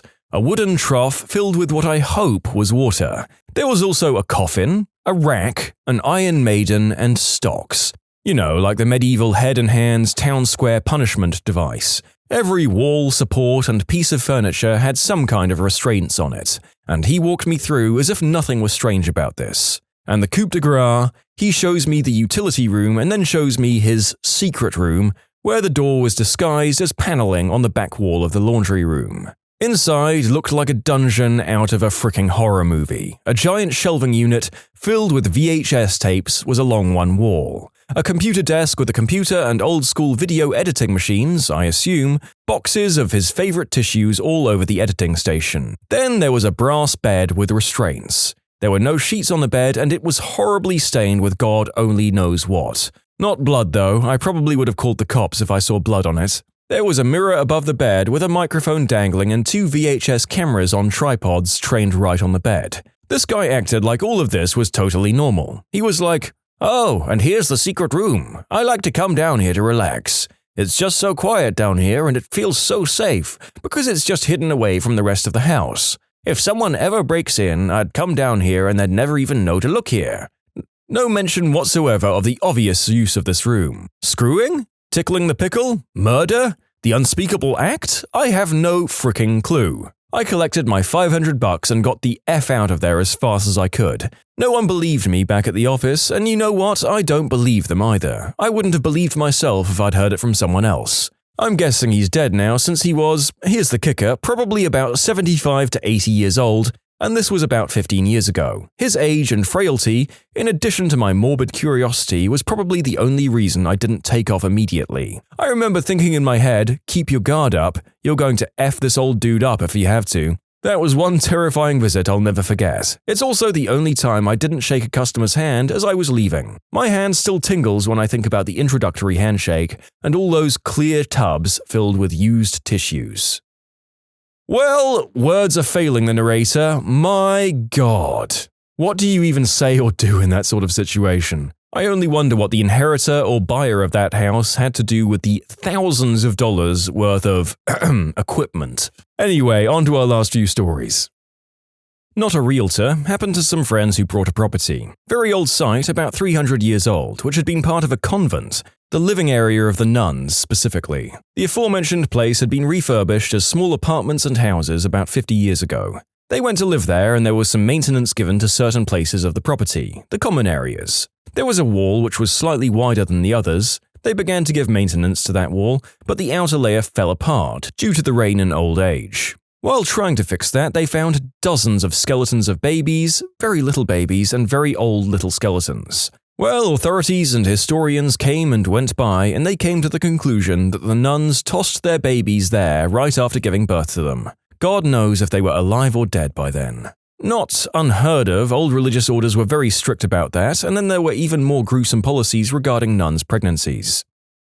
My uncle bought a caravan down the coast on a well-known beach. Just prior to selling it, police detectives turned up and turned the place upside down and inside out, looking for some sort of information. Turns out the family of one of Australia's most notorious serial killers used to own the caravan many years ago.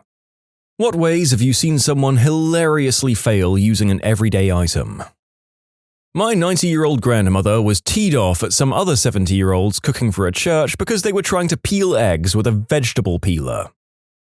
Witnessed multiple people ask why north just moved on a compass after they'd rotated 90 degrees. I really suck at land navigation and compasses and azimuths and all that stuff, but reading this made me feel like a land nav genius.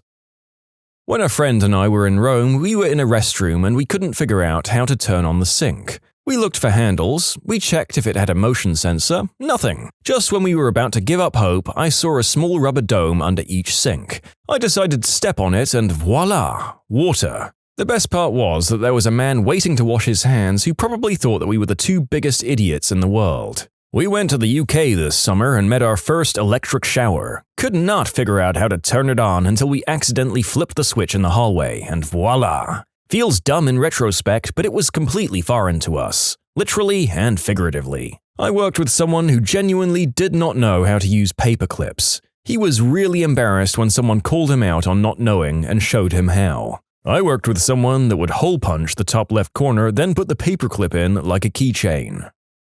After years of using family's Windows 98, I upgraded the family with an old but gold computer. My mother rang me 3 times in the next 2 weeks because she couldn't find the power button. Why? Because the old computer had a big red power button, and the new computer was broken because it had a big blue power button in the exact same spot. I don't even work in IT, and I've considered using the Internet Explorer icon for a Chrome or Firefox browser just to get some older people I know to stop using Internet Explorer. For my dad, I just renamed Chrome to Internet. It's pretty effective so far. I did this with my 72-year-old uncle. I removed Internet Explorer from the desktop and set the Firefox icon to that of the IE one, and named it Internet Explorer. I set up some great add-ins and bookmarks, and then only gave him a user account and set up Chrome Remote Desktop. I went from fixing it almost weekly to maybe twice a year. 5 out of 7 would recommend. My father is fast approaching his pension and is far more computer savvy than I am, hanging my head in shame. I watched someone try to light the base of a firecracker, as in the end without the fuse. To be honest, it is a bit of a miracle that the guy that did that is still in one piece. I saw someone park his bike on the sidewalk and then painstakingly hang his bike lock on one of the handlebars. Then he just walked away. When I was in college, whenever I couldn't find a bike rack, I would just park it and lock the front wheel to the frame, then sit somewhere inside where I could see it. In the cafeteria one time, someone tried to steal it by riding away and tossed themselves over the handlebars. Pretty entertaining. I once, as a child, thought that one of those long lighters for candles was a curling iron, proceeded to burn the crap out of my ear and hair. I saw someone open a milk carton by cutting the top off with a knife. First time this kid stayed away from home without parents, he thought an iron worked just by being a heavy metal thing to flatten the clothes into submission. Didn't realize you could turn it on to heat it up or anything like that. I remember sitting at a bus stop opposite a pair of escalators that were the wrong way to standard traffic. Every third person went up the down escalator. I go up about 4 escalators every day. Sometimes they change the direction so the right escalator comes down and the left goes up for no apparent reason other than to mess with the people. And mess with the people they do. Everyone, like me, who's stuck in their routine in the morning, will try to go up the usual escalator only to have people come their way and almost bump into them. Can opener. Twisted so hard they fell sideways off their chair. A time or dozen back in my days of working on a forklift, after a long night when I'd get into my car, I'd start it and promptly put on the left blinker and rev the engine trying to back it up. One day was particularly bad and it took me a few moments to put it all together. I've seen someone so incompetent with a can opener that every can they opened looked like a Pillsbury biscuit canister. I've got one of those can openers that you can just lay on top and cleanly opens the can with no sharp edges. I've never had it not work. You can literally just lay it on there and turn the crank really easily. It's so easy and requires less effort than a normal can opener. My wife cannot operate it. I've explained it multiple times. She brought a crappy old style one that creates throwing stars every time you use it. I thought those types of can openers were foolproof until I got one that refused to grip the edge. I had to try so hard to convince my significant other that they were the superior can openers, only to have to later agree to getting a sideways one after an unfortunate incident with a can of lima beans. I felt so betrayed, and now he doesn't trust my opinion on any kitchenware. A shovel. I saw someone put their foot up on it, ready to push down, and then just topple sideways. Holy moly! Actually, no holy moly.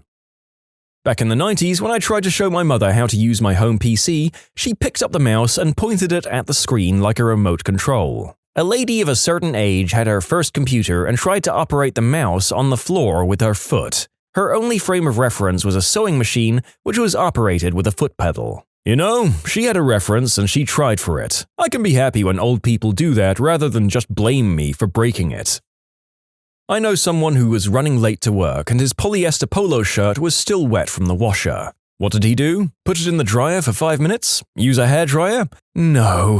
He whacked it into the microwave and put it on for a couple of minutes. Nice and warm when he got it out. A trip to the emergency department and second-degree burns later, and he was a changed man. I had a college student who once set his apartment on fire because he put his wet clothes in the oven to dry and then immediately left to go to Six Flags. One of his roommates fortunately came home before the fire got out of hand. A family member in the early days of polyester got a stain on her skirt at work. She took off her skirt, cleaned it, and dried it, but the whole thing melted in the dryer. She laughed and made a skirt out of a magazine and wore that home. One guy at a breakfast buffet got to the bacon tray. He took a pair of tongs and held them backwards, as in the part which you're supposed to grab bacon with, in his hand, and pinched it closed so only a slit was left between the two rods, trying to slide the bacon in between the prongs. I had to help him after watching this for 2 minutes. This was a grown man, by the way. I went to a Chinese restaurant once and had a good giggle at the two women at the next table, expressing how great the learner chopsticks were, despite clearly struggling with them. It was cheap wooden chopsticks and they hadn't even snapped them apart. Saw someone trying to staple some pages together without a stapler, just going at it with a single staple in hand. Did they manage it though? After about 20 minutes of struggle, they had something that vaguely resembled a stapled document. So, yeah, I guess so. I'm going to assume that by vaguely resembled, they mean was a gross parody of. There was no way that was a tidy or satisfactory document, or stable. I wouldn't necessarily call this a fail, but more of a success. Went to the beach with family and my cousin was on watermelon duty. She starts cutting the watermelons and says, "Man, it's so hard to cut this." I turn around and she's using the wrong side of the knife, but she had already cut the watermelon into like 4 pieces. She's known as not being the brightest person out there, but I was still surprised at her superhuman strength. I went to the library high on green herb and I swiped my student ID through the automatic stapler. Now, every time I go to the library, I have to explain why I can't swipe my card through the card reader. An egg. I took a cake decorating class. In 12 weeks, this woman never figured out how to crack a raw egg. Every single time, she crushed it, no matter what advice she got or how many times she was shown. In high school, we had to do a cooking class. A guy in my group tried to peel a boiled egg and ended up with the shell and all of the white part of the egg in the trash, and presented the spherical hard-boiled yolk on the plate as the finished product. When I was a kid, we would laugh when my mum would try to play Mario Bros. On Nintendo and she would try to jump lifting up the controller. Now, I try to play Nintendo Wii with my son and he laughs at me because I forget to jump by raising up the controller. She truly was ahead of her time. One of my roommates once failed to make the Kraft instant mac and cheese bowls twice. The first time he didn't take the lid off and just YOLO'd the whole thing into the microwave. On the second attempt, he put in nowhere near enough water, there's a line on the inside showing you where to fill it up to, and he got a second helping of burnt pasta. And I got a microwave that smelled like burnt pasta for a week. He had a bachelor's in engineering, a bachelor's in applied mathematics, and a master's in applied mathematics, and he couldn't make Easy Mac designed for 12-year-olds. Not someone else, but myself. I constantly fail at ripping cling film or tinfoil correctly. In the case of tinfoil, I always struggle to rip it in the first place, and then when I do, I leave a weird tail on the end of the roll instead of a clean line. Same thing with cling wrap, but then it proceeds to cling to itself and nothing else, so I wind up with a bunch of awkward balls of it. I'm just trying to cover my soup, guys. My fiancé can't use a toaster. It's either lightly toasted or Satan. There's no in between. I've shown her numerous times. Same result. Would sir like his toast raw or carbonized? Raw toast? Do you mean bread, my dude? Maybe she's so bad at the toaster it comes out as dough? Sometimes when I'm in a hurry, I'll start pulling my car door before I reach the handle and it sends me into a backward stumble. Gotta look around and see if anyone was watching at those moments. Occasionally, I'll get too close and pull the door open straight into my own face because my mornings are difficult for me. You can submit your own stories to be featured here on the channel. The story submission link is in the description below. And if you want to listen to some vibey music in the background, check out easymode, also linked below, and subscribe.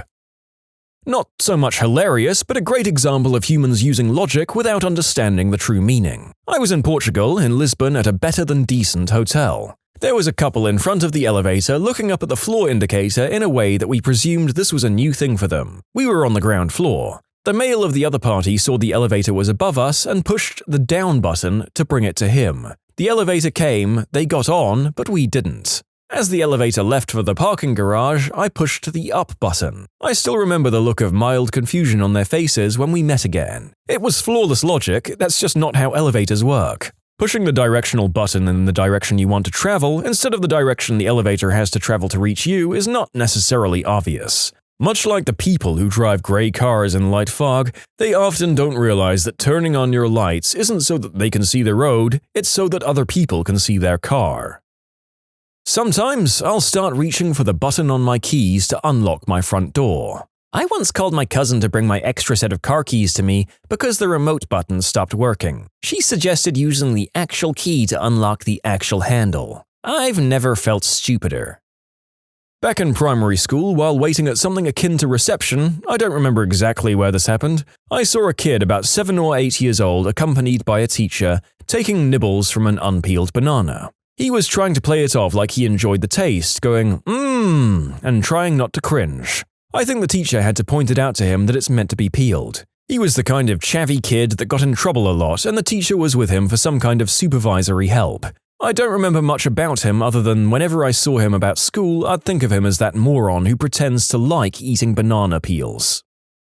A soda machine, the kind where you press your cup against the lever to make the soda come out. I was at my local burger joint waiting for my order when I saw a middle-aged gentleman walk up to the soda machine with a cup in hand. He placed his cup under the spout and pressed the logo part on top. Nothing came out. He pressed harder, no soda. Undeterred, he changed spouts to try a different soda. Maybe this one was out. Nope. He comes back to the original spout and pressed the top portion so hard with his entire hand that somehow his cup and machine got tilted for long enough for a few drops of soda to come out. He takes his cup with a few drops of soda and leaves.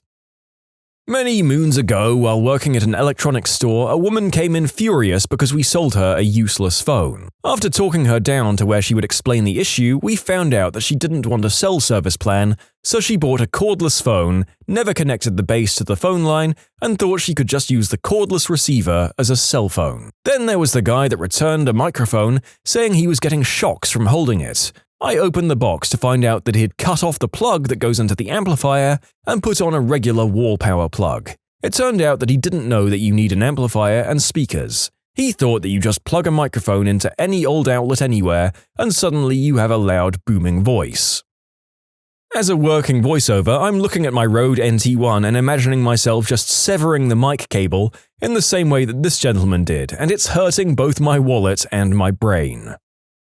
Working in IT. Please reboot your computer. What does that mean? Just turn the computer off and turn it back on again. 5 seconds later, okay, done. Wait, that was quick. I pressed the power button, it turned off, and it came back on. Are you pressing the power button on the monitor? You didn't say monitor. What's a monitor? You see the screen? Not that button. Press the power button on the box that the screen connects to. On the modem? Yeah, sure. Okay, Windows has that startup screen. Fantastic, that's what we need. Idiot! Why have you wasted my time? You should have used the right words. It's working now. I thought you were IT. This happens more than you would think. Nah, it's fine. Computers have only been around in more or less their current form and UI for around 20 years. You expect people to familiarize themselves with the basics of ubiquitous technologies in only 2 decades? Sheesh. Saw someone slide a cheese grater to grate the cheese instead of just sliding the cheese. This was a big grater, so it wasn't really practical to move the grater. I'd have to say cinnamon. One fall day, I decided to make myself some hot cocoa. My husband at the time, now ex, saw me making some and decided he wanted to make some too. I decided I wanted to go all out. I added whipped cream, then sprinkled some sugar and cinnamon on top. It looked so good. I even put a cinnamon stick in it to make it look extra gourmet. All my husband saw was that I had cinnamon sprinkled on top, and there were cinnamon sticks out on the counter. So I sat on the couch to enjoy my cocoa and I heard, how do you do it? And I turned around to see him holding a cinnamon stick and gently shaking it over the top of the whipped cream. I couldn't stop laughing. I once had a roommate who offered to help me make a fridge pie. We had both just moved in and didn't have everything we needed yet, so I asked her to whip cream with a large fork and even showed her how to do it. I go to do something else for a few minutes, then turn to see if she's done whipping the cream yet. She was just moving the fork slowly back and forth an inch or so in each direction, in a straight line. When I turned to her, she complained that it's not working, and that we really need an electric beater to whip cream. I giggled and said she has to do it really fast and in larger strokes to incorporate the air, and demonstrated again. She then threw the bowl and fork down in a huff and said, "Oh, I give up," and stormed out of the kitchen. It was the first warning sign, really. My mother-in-law has struggled with the tea kettle as well as a pram. The kettle has a button to open the spout. Hold down the button, spout lid pops up, and you can pour the boiling water into your cup. Somehow, she was trying to push the button from the side and then turning the kettle over until nearly upside down to get it to pour, because the lid was not in fact opening using this method, causing very hot water to spit out all around but not actually into the cup. She did this several times, all while making frustrated noises and burning herself with the wayward tea water. I finally managed to get her to put the kettle down and showed her how to press the button on the top instead of on the side. I know they also make kettles with sliding buttons that you push from side to side, but this is usually evident right away, or at least after the first failed attempt. Not for mother-in-law, who upends a full, very hot kettle anyway. And then there was the case of the pram versus the tree. Walking along pushing an empty pram, because no one in their right mind would let her push a pram with a baby in it, she was confronted by a tree and its rather large roots. She proceeds to back up a step and then charge forward at speed, but still the roots resist her efforts. Cue to the mad woman pulling the pram back and slamming it into the roots several times while bystanders look on in horror. Assuming there's a child within, one woman shouts and starts to run over to rescue the child who's not actually there, which gives mother-in-law the added adrenaline needed for one final grand slam, sending the pram flying over the roots and straight into the trunk of the tree. And that's why grandma isn't allowed near small children. My husband has cooked exactly 3 times in the decade of our marriage. Each was a disaster, but the final straw was when he tried to make ramen. We were at an Airbnb that didn't have a kettle, so I told him he'd have to boil the water in a pot. I noticed that the water is boiling, but he's just standing there. I asked what he was doing, the water was ready, and he says, "Isn't it supposed to whistle?" The man was used to hearing a stovetop kettle whistling when the water boiled and thought the water itself, by some mysterious mechanism, whistled when boiled. I have a friend who is literally a genius. This guy finished standard university-level math by his early teens and is now into the stuff you need an advanced degree just to work with, brain the size of a planet. And there was the time he called me in a panic because he'd locked himself inside a house. He couldn't find the key, you see? It was so funny I was tempted to leave him there. The fact of the matter is that this house didn't even have a locking deadbolt, which is why it's a funny story. It wouldn't be interesting at all if he was actually locked inside. Give me some credit here. My father has a PhD, countless professional publications, teaches at a prestigious graduate-level program, and is generally a super smart guy. He cannot drive in reverse or use basic hand tools to save his life. Push and pull doors. Every time anyone was affronted with one ever. I work in a restaurant and I remember dropping a plate of food to my table as well as leaving them a peppermill per their request. As I'm standing at the bar casually surveying the dining room, I see the guy at my table attempt to navigate grinding pepper onto his plate. Unsuccessfully. He's turned it upside down and is shaking it vigorously all while inspecting his progress. Eventually, he sets it down, seemingly satisfied with his results, I suppose. Then his tablemate picks it up and simply grinds some pepper onto her food. My cat tried to jump onto a kitchen stool. He didn't see that there was a tray placed on top, and for a brief moment, he and it flew, magic carpet style. I saw a woman trying to use a kitchen broom to sweep 3 feet of snow from her car. She was sweeping it right in front of her car. Best part was her dumb boyfriend using the broom tray to remove the snow from the top of the car and tossing it right where she was sweeping from. This went on for about 30 minutes, and then they went back inside. In the late 90s, I showed my dad how to use a search engine. I left the room for no more than 5 minutes before he started cursing wildly. My dad, being in construction, searched stud finders for his first search. Embarrassingly, there have been multiple times where I've tried to apply the 2-finger zoom functionality to a paper map. It's become such a second nature with electronic devices that sometimes it just happens reflexively. Me. I thought French presses were fancy and connoisseurs used them, so they must be some tricky, nuanced way to make coffee. I had to use one once and I realized it was actually very simple. You just separate the grounds by lifting them out of the coffee. So I poured water in, pushed down the filter, then spread the grinds on top. My sister came in and face-palmed. What's the most entitled behavior you've seen from a passenger on an airline? Every so often we get the odd straggler who boards last, who finds a vacant seat in first or business, thinking that we won't know that they're from coach. "Excuse me, sir, I might need to see your boarding pass." "Sorry, your seat is 58A, not 1A." But I'm so tall. I need the legroom. Awkward silence. I saw this being given as advice on Twitter recently. This freelance guy who travels a lot decided to share his pro tips for long flights. A lot of it was just about seat posture and stretching and such, but then one tip was to always be the last person on the plane so you have your choice of open seat. Yeah, no, that's a great way to have nowhere for your bags and still get the same seat you were assigned. My girlfriend's mum is a flight attendant. One time, a woman got quite angry because her daughter spilled apple juice all over and there was not a clothes dryer on the plane for her daughter's sweater. Not an attendant, but was on a flight with really bad turbulence. It went on for about 10 minutes, then the old lady next to me reaches up and presses her button. The attendant walked over to see if the woman was okay, and the woman began to yell at the attendant for the rough flight, and that she'd been flying her whole life and clearly the pilot has no idea what he's doing. The stewardess just walked away. Once got stranded at Newark for 22 hours after our flight had an unfixable fault and was cancelled late at night.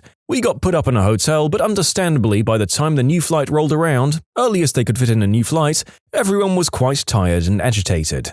As we were waiting to board the new flight, the flight attendant announces they would be boarding people with additional needs and families with young children first, followed by first class, then premium economy, etc. All the pretty standard stuff. Obviously, it can take a bit longer for people in wheelchairs to board, so it makes sense for them to go first. It's common on most airlines, I believe. Anyway, this business dude races to the front of the crowd and starts yelling at an attendant, saying it was already disgusting that he had lost a day due to their incompetence, and now he had to wait even longer despite being a first-class passenger and paying big bucks every year to fly with them. The worst part was he was looking at the others in the crowd to back him up. Like it was perfectly reasonable to scream at this woman who, like us, had also been stranded and most likely had had very little sleep and was doing her best to do her job in this difficult situation. But she was awesome. Without missing a beat, she smiled and nodded and said, "Okay, sir," then made a big point of leaning into her mic and telling the waiting line of people in wheelchairs and mothers with babies that this gentleman needed to board before them and could they please wait. Literally every single person at the gate is looking at this guy with disgust on his face as he tries to backtrack and says he doesn't mind waiting for the first group, but the attendant says, No, you've made yourself quite clear, let's get you boarded and the others will have to wait. He's humiliated as he sheepishly walks by. She handled it perfectly. Frick yes, stewardess, frick yes. In what universe do you think I'm the good guy for saying this kind of thing? Also, this is not going to get him into the destination any quicker. The only thing he's speeding up is the transition between his airport chair and the chair on the plane.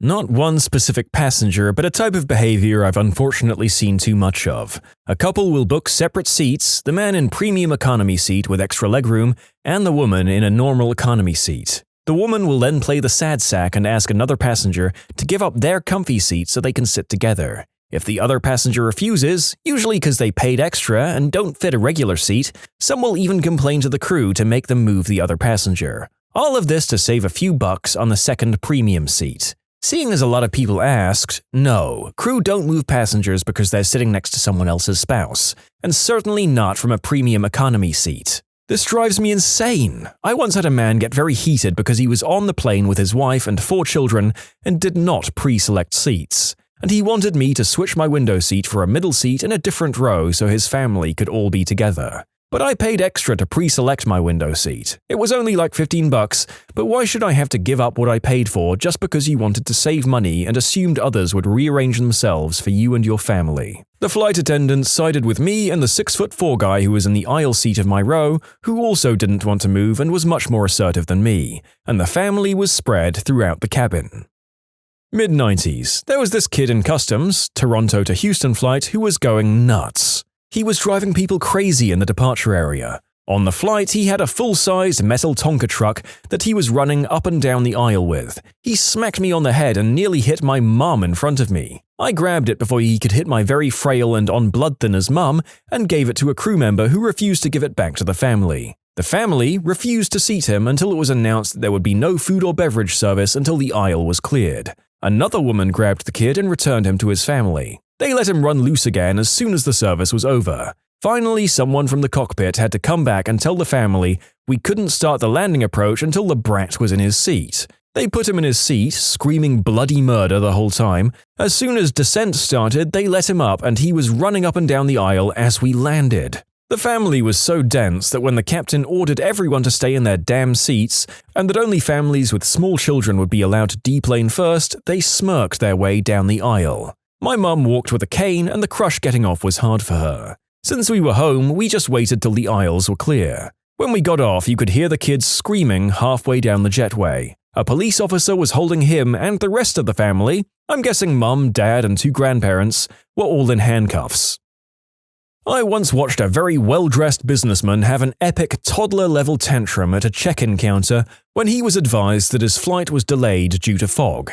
He literally screamed and jumped up and down and demanded that the airline better do something about it or else. The guy working behind the counter just smirked and suggested that the business guy was welcome to go outside and try to flap the fog away with his arms. The entire queue burst out laughing. I was on a plane at the Burbank airport and a family that was on standby boarded the plane without being told that they'd be on the flight. They proceeded to go passenger to passenger trying to get people to deboard the plane so they can use their standby tickets. They argued with the flight attendants. It was at least 45 minutes of us sitting on a plane on a runway, listening to this family of buttholes argue about how they need to be on this flight because they have somewhere to go. I was on my way home from Vegas and was hungover, and I don't think I've ever wanted to punch someone more than I did in that moment. A few years back, I had a 7-hour flight and a kid was sitting behind me who kept kicking the seat. I decided to just wait, maybe he'll eventually stop. Nope. It went on for about an hour until I couldn't take it anymore. 10 years of my regular flying, and this was the first time I called and complained to an air hostess. She apologized to me and asked the family behind me to keep it down. They just stared at her and did nothing. The moment she turned away, the little craphead started kicking against me again, and I couldn't take it anymore and turned back and said loudly to the family, "Could you please make him stop doing that?" The father, I presume, said sorry and still did nothing. The kid kept on, so finally I called the flight attendant and asked her if there was any other seat available because they're not listening or have no common decency, pointing to the family behind me. She came back after a few minutes and proceeded to take me to the first class. My first experience in the luxury section. The worst thing was she kept apologizing to me and I kept asking her to stop and that it wasn't her fault. It was just weird. Also, F those butthole families. I'm not sure this would happen these days. I feel like airlines have got tighter about letting people just move into the champagne and caviar zone. Please, if you have any modern-day accounts of this happening, share them in the comments below. I was a kid flying out to Utah to start my teen tour. About halfway through the flight, departing out of New York, the captain got on the speaker to announce an engine had failed and we needed to make an emergency landing in Chicago. Needless to say, we got a little concerned. Except for one passenger who stormed up to the flight attendant and explained she was a nanny and needed to get to Utah to attend to the children she took care of. I'm not exactly sure what she was hoping for, that the pilot, upon hearing a babysitter was on board, would risk the lives of everyone else to fly us all through, or that the flight attendant would be so moved by this story that she would climb out on the wing and repair the engine mid-flight. Alas, there was no emergency jetpack to give this passenger to blast away from the plane to get to Utah on time, and she was told to sit down. Was on a Vegas to Boston flight when a passenger passed away in his sleep. The whole situation was heartbreaking and the flight attendants were clearly shaken. We stopped in New York for emergency personnel to attend to him. The whole process was very quick and the pilot and staff handled it like champs. Just as we were about to take off, the guy in the front row asks the attendant if we'd all get free drinks due to the inconvenience. I've never wanted to yell at a stranger so much in my life. The next day I get an email from the airline with a $50 voucher to apologize. I didn't want it nor expect it and wondered if it happened because some idiot complained about the diversion. I did tweet the airline to compliment the staff on their handling of the situation. They deserved it. I didn't say what the situation was, just the flight number. I figured they'd figure it out. Flight attendant: "Can you please open your blind all the way? It's regulation for landing." Passenger: "No, I want it closed." This goes on for a minute. Passenger is using his tone to assert that he refuses to open it. Flight attendant speedwalks to the handset and her voice comes on over the PA. "Hello, ladies and gentlemen, we're going to play some trivia today. The question is, why do we keep the blinds open during takeoff and landing?" And without letting anyone answer, she jumps right into, "It's so that we can all keep an eye on the outside of the plane for safety." You can submit your own stories to be featured here on the channel. The story submission link is in the description below. And if you want to listen to some vibey music in the background, check out easymode, also linked below, and subscribe.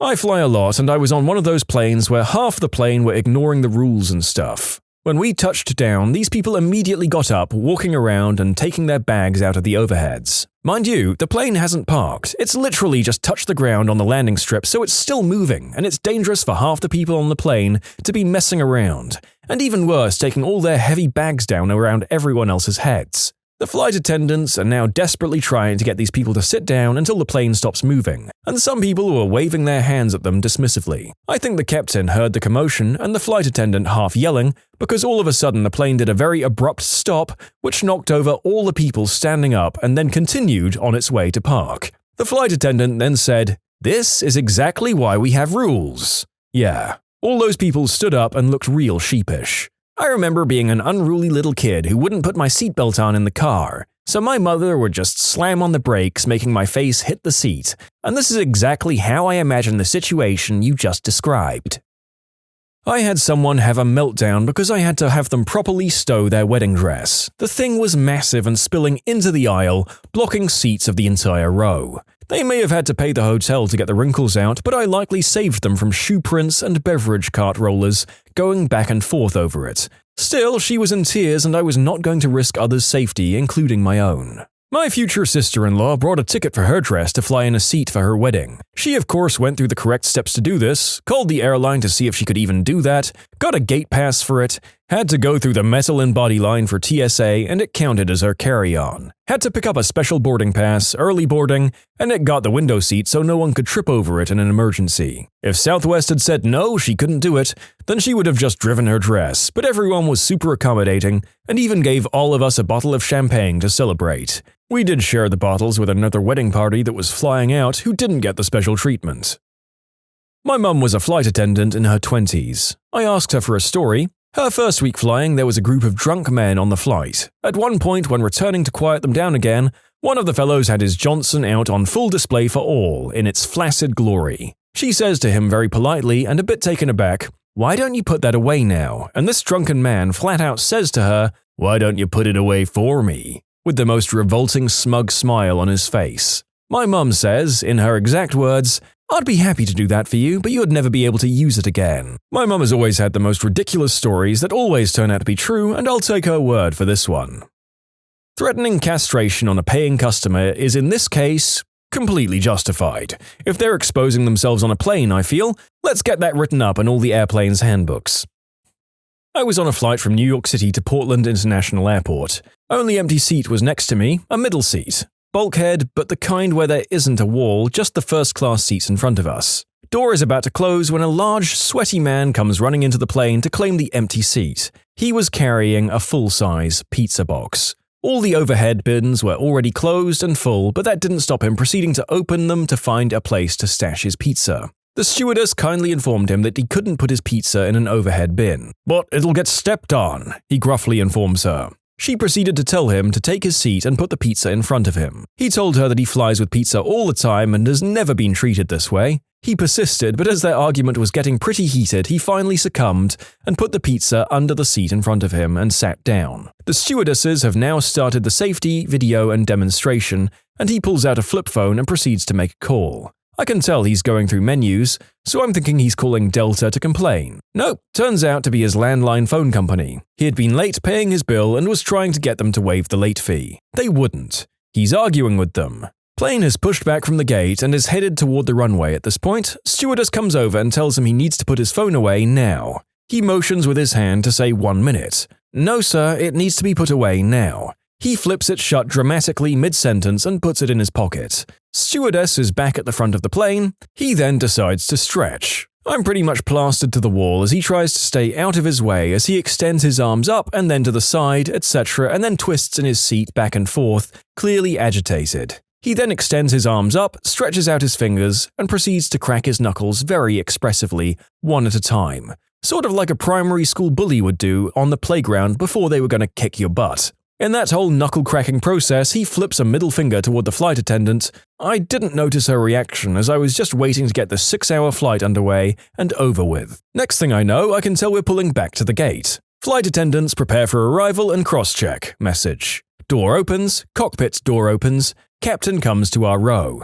Sir, I understand you are harassing my flight attendant. I need you to leave the plane now. The pizza man attempted to argue and even ask me and other neighboring passengers if we had witnessed anything. Clearly the pilot wasn't budging on his decision, so the guy got his pizza off the floor and left the plane. Door closed and we departed. Empty seat next to me. A dozen years ago, I flew from Chicago to Israel. Very long flight with a stop in the middle, with a woman who didn't seem to understand that everyone around her was in the same situation she was in. She dropped a number of passive-aggressive gems over the course of our day together, but the worst one was right when we were being seated for the first leg. The plane was one of those 3-seat, 5-seat, 3-seat setups with aisles on each side of the 5-seat section, and this woman was seated in the middle of the 5-seat section. But you can't seat me in the middle. What if I need to get up and walk around and the people next to me are asleep? I'll be very uncomfortable for this the whole flight. Wow, lady, you figured out why flying kind of sucks all by yourself. Now sit down and start pretending you're not here like the rest of us. Currently a flight attendant flying 5 years for a legacy carrier. I have a few that pop into my head. One was that I was working a quick turn at the end of a 3-dayer, and we had a medical emergency in first class where a passenger passed out. We had to give him CPR and hook him up on an AED. So 2 of us were with the man and the other flight attendant was paging a doctor and communicating with the captain. While this was going on, a passenger in the first row of the main cabin, who can clearly see everything going on, kept paging for a Coke and getting very upset that we wouldn't serve him. Finally, a commuting flight attendant stepped in for us and had a word with him. Another one was actually my last trip, when a woman who boarded towards the end, sitting in row 10A, who left her bag in the aisle blocking everyone else trying to get on, because she was looking for a place for her bag. She found a spot towards the back, and put her hand in the air and started snapping and hollering at me to get her bag for her. I went up to her and told her to get her bag out of the aisle. She got in my face and demanded that I needed to put it up, to which I answered that I couldn't lift her bag for her and she threw a fit. Finally, a nice gentleman helped her. Anyway, after boarding, she accused me of stealing her first scarf. I didn't. Then she called me a blonde B-word. She was removed. I had a lady another time get mad at me because I wouldn't give her my personal food I brought from home and paid for with my own money. She said she was hungry and she needed it. Nope.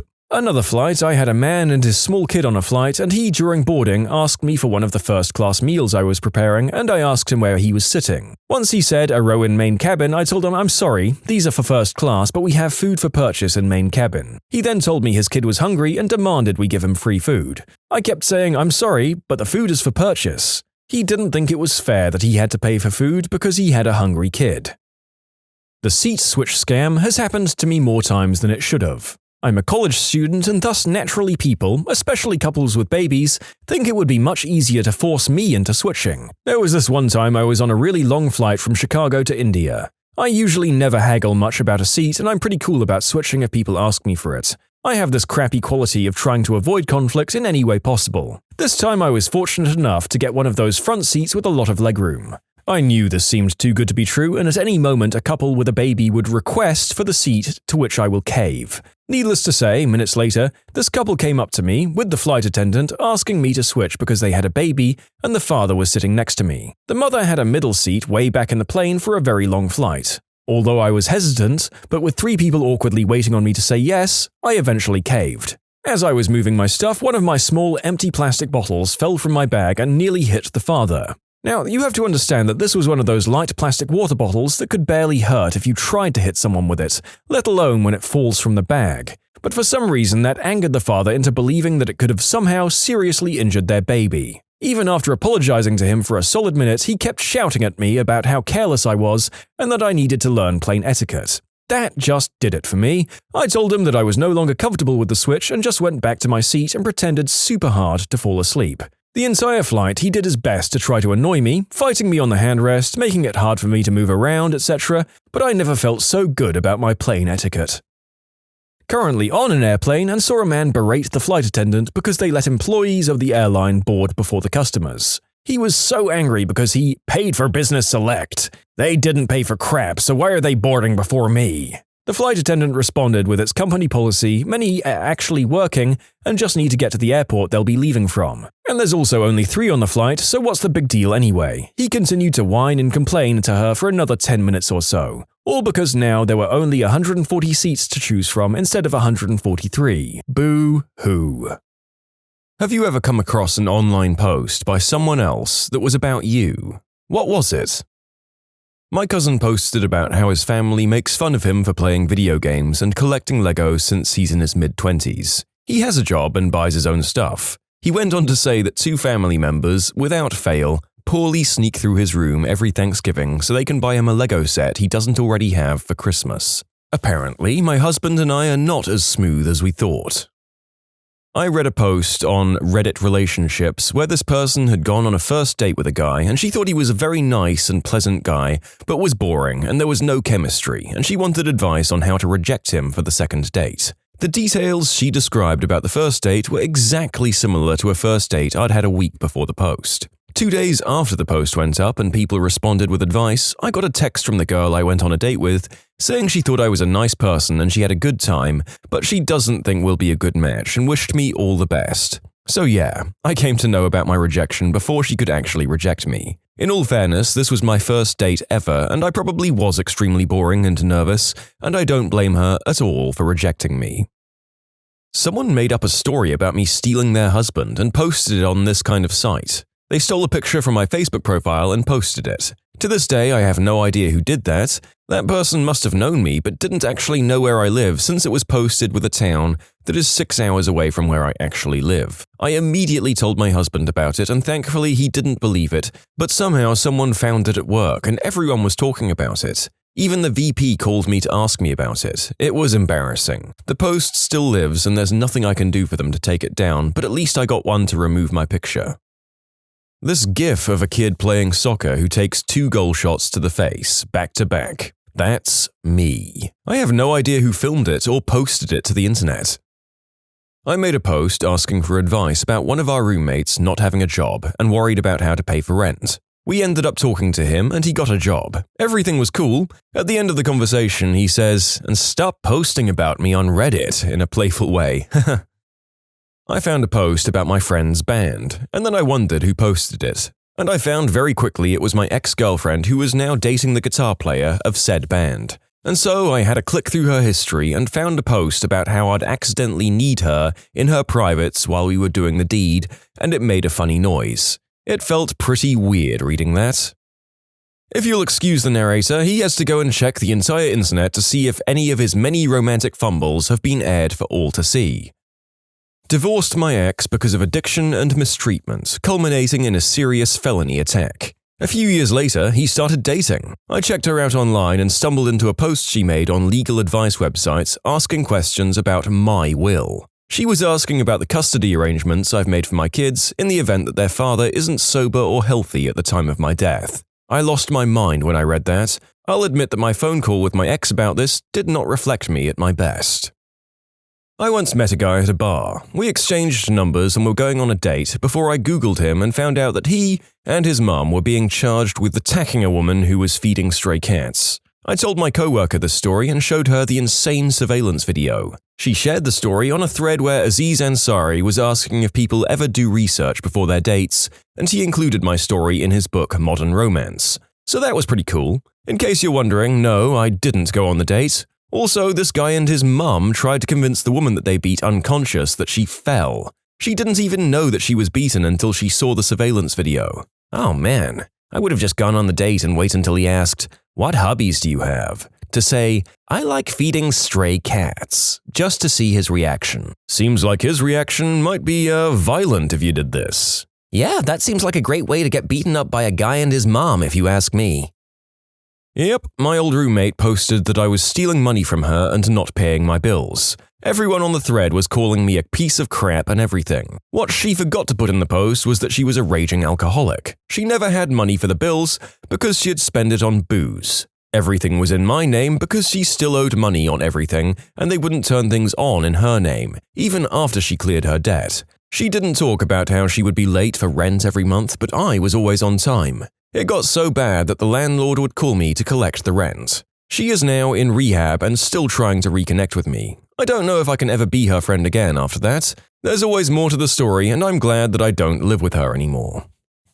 When I was a freshman in university and Yik Yak was big. Classic. I had a knee brace on an injury that I wore every day. I'm also 5 foot tall and generally petite. Once I went to pick up a big package from the mail center and bring it back to my dorm. 1 block, so I knew I could do it and didn't ask for help. Someone wrote a yik-yak to the tiny girl with a knee brace and a giant box, "Hang in there." It kinda made my day. My mum even has a screenshot of it saved.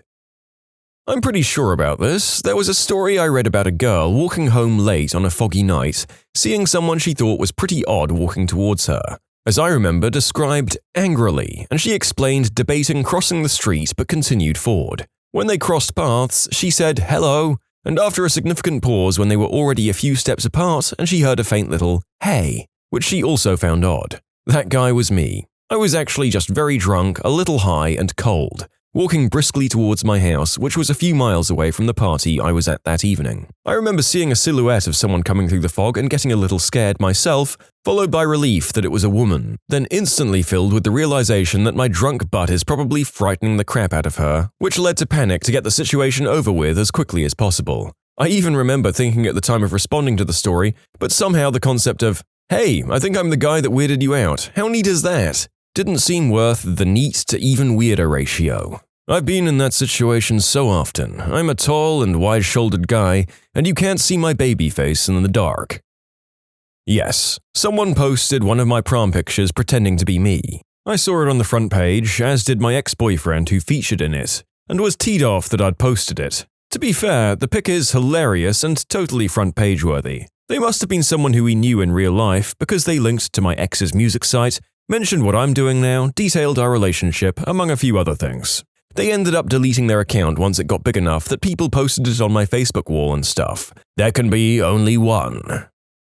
I was dating an alcoholic, and when he fell off the wagon, I spent a lot of time reading alcoholic subs to try and better understand how to help him. I found some posts he made talking about me and how to explain his disease to me, since I grew up with alcoholics and it deeply affected me. People kept telling him we wouldn't make it or that I must have really low self-esteem, but he said I was smart and cute and had a once-in-a-lifetime soul and wasn't the kind of person you gave up. I found it well after the fact, but my heart basically exploded.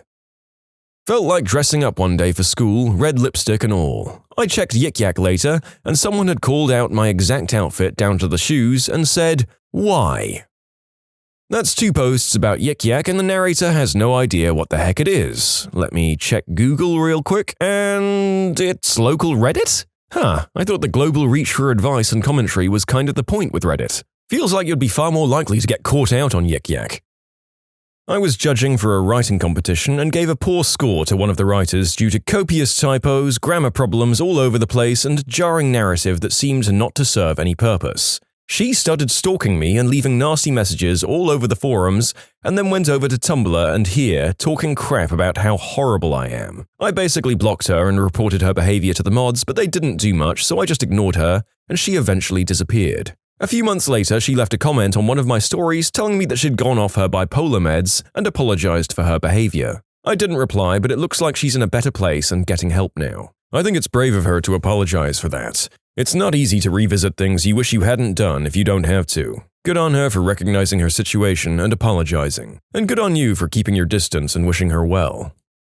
A few years ago, before I met my wife, I answered a Craigslist ad from someone who needed a friend. I'm being very vague on purpose because I know she's online a lot. The day we met, I knew I wanted to date her. We spent a lot of time together for a few weeks, and then she was suddenly busy most of the time. A few days later, she called me to apologize, saying she kinda freaked out because I was getting too close and she wasn't ready for a relationship right now. I was devastated but backed away to respect her request. A few months go by and I met my wife. Fast forward 2 years and my very pregnant wife and I are shopping and we see the girl. She's very uncomfortable seeing us and my wife gave her a big hug, saying that I've only said the best things about her. My wife was actually a little jealous of the one that got away, but I'm proud that she was so gracious about it. We only spent a few minutes chatting, then she said she had to go, and that was the last time I ever saw her. But a few weeks after that, I saw a Reddit post from a woman who claimed to have learned too late that she was in love. She mentioned a few specific things that made it super obvious it was her, and that it was about me. That day was really rough and I was super teed off at her for a long time. I felt like she was acting out an Adele song by posting such specific information online, hoping I'd see it and go back to her, despite being married and about to have a child. Not totally rational, I know, but it was just frustrating to me. The silver lining is that I have a son I would never trade anything for and a wife that loves me most of the time, which is normal, I think. Today, I hope she's happy, but I would never go back to her and I have zero regrets. You can submit your own stories to be featured here on the channel. The story submission link is in the description below. And if you want to listen to some vibey music in the background, check out easymode, also linked below, and subscribe. An unknown poster posted a picture of me from a concert tailgate. Apparently, I have the highest belly button ever. It was posited that I was raised by bats. I thought the whole thread was hilarious but never figured out who posted the picture. It was grabbed from a buddy's Facebook. A couple of months ago, I got a screenshot from a friend saying someone was posting awful things about me on their blog. I was never mentioned by name, but it referenced a lot of identifiers that made it plain to see it was me. Went to the blog and there were several entries that were just about why and how much she hates me, can't figure out why anyone would want to be around me, and a recurring theme that I'm copying her. What makes it a bit weird is that we've only met her once at a party, but there was such vitriol in the posts. I have to admit it does bug me. I'd love to say it rolls off my back, but the part of me that struggled in making friends and trusting people just feels so insecure when I'm reminded of it like that. I ran across an ex posting about how we met, and when someone commented, "You should marry him," she responded, "I plan to." It sent my heart exploding to think someone could even jokingly say something like that about me. Well, it was a joke because she dumped me for her ex a week later. I made it to the cringeworthy Reddit once. It was a picture of me being stupid in a mall for the sake of a joke that was posted on social media and eventually found its way to Reddit. Me and my friends had a good laugh many years later when we found out. Back when Yik Yak was popular and I was in college, there was a post stating, 123 Fake Street, apartment 23, needs to take care of their dog. I hear it crying every night. We had no dog, never quite figured that one out. I always thought it was my roommate who made weird noises while playing video games. My freshman year of college, I saw a yak that was like, the girl in philosophy class wearing the specific article of clothing is gorgeous or something like that, clearly talking about me. I didn't tell anyone because I'm pretty average looking, and I didn't know if people would believe me, but it made my entire week. Not on Reddit, but I matched with a girl on Bumble and I was in the background of her first picture. I was wearing a Gary Payton jersey and still had a man bun. Rest in peace to the hair. Aha! So you were able to whimsically say that you had already had a long and storied history together on your first date. Magnificent. I found myself in a picture once. I came across a post that showed a bunch of people on a plane returned from Afghanistan, and he was giving the finger or something and sent it to his mum. His mum replied with her doing the same thing with a bunch of co-workers. I was in the first picture. It was kind of crazy seeing myself on the front page and was fun guessing who posted the picture. It wasn't the actual person who sent it to his mum, but a different co-worker. An ex of mine has made a Reddit account for the sole purpose of crapping on me and my posts on Reddit. Honestly, I'm just flabbergasted a person I loved, was intimate with, and dated on and off for almost 7 years is nothing more than a Reddit troll now. It would be really funny if it weren't so sad. It was a photograph on Icon Has Cheeseburger of a cat next to a piece of string in the shape of a heart with the caption, "Now will you feed me?" Not only was it quite certainly my parents' very distinctive cat, it was the flooring and the skirting board of my parents' living room. Quite frankly, it creeped the F out of all of us as we hadn't taken the photo, none of our friends had taken the photo, and we owned no pink string. We ended up deciding for our peace of mind that the painters who did my parents' house last year must have taken it and posted it on the internet. After my loser ex and I broke up, I saw him post to Reddit saying that their roommate had moved out and changed the Netflix password on them, asking for advice on getting it back. It was my Netflix account, paid for exclusively by me, and I cancelled it within 20 minutes after leaving because they couldn't be bothered to tear their eyes from the TV as I packed up my things in tears. I was in the very worst days of my anorexia and depression and had dropped below 75 pounds. I'm a 5'8" male, by the way, and was going to the gym to ride on a stationary bicycle every day for about 40 miles. I was often either very high or on several 5-hour energy shots every morning I was there. I came across a post on this sub from someone who worked at the gym asking for advice about whether she should do something about the skeletal guy that comes in every day because he looks like he's dying. Some comments were really quite disgusting. People saying that I was probably just image-obsessed and insisting that anorexics are narcissistic and vain. Truth be told, I was just kind of waiting to pass away at that point and completely checked out of life, living on 100 to 500 calories a day. And when I found the post, I got in the car and impulsively drove down I-5 on a full tank of gas with no destination, just bawling. Then ran out of gas and slept in my car at a truck stop. Alright, I'm going to keep it vague, but I found a post on Reddit relationships by my ex when we were dating. I found the post about 4 months after he wrote it, and I was moving away at the time of the post, and we did eventually end up breaking it off. And the post was basically him saying he didn't want to lose me, but he felt like it was happening. Felt pretty crappy after finding it, lots of regret. Do people even talk to each other anymore? Half this post is people telling internet strangers things they'd be far better off saying to the other person.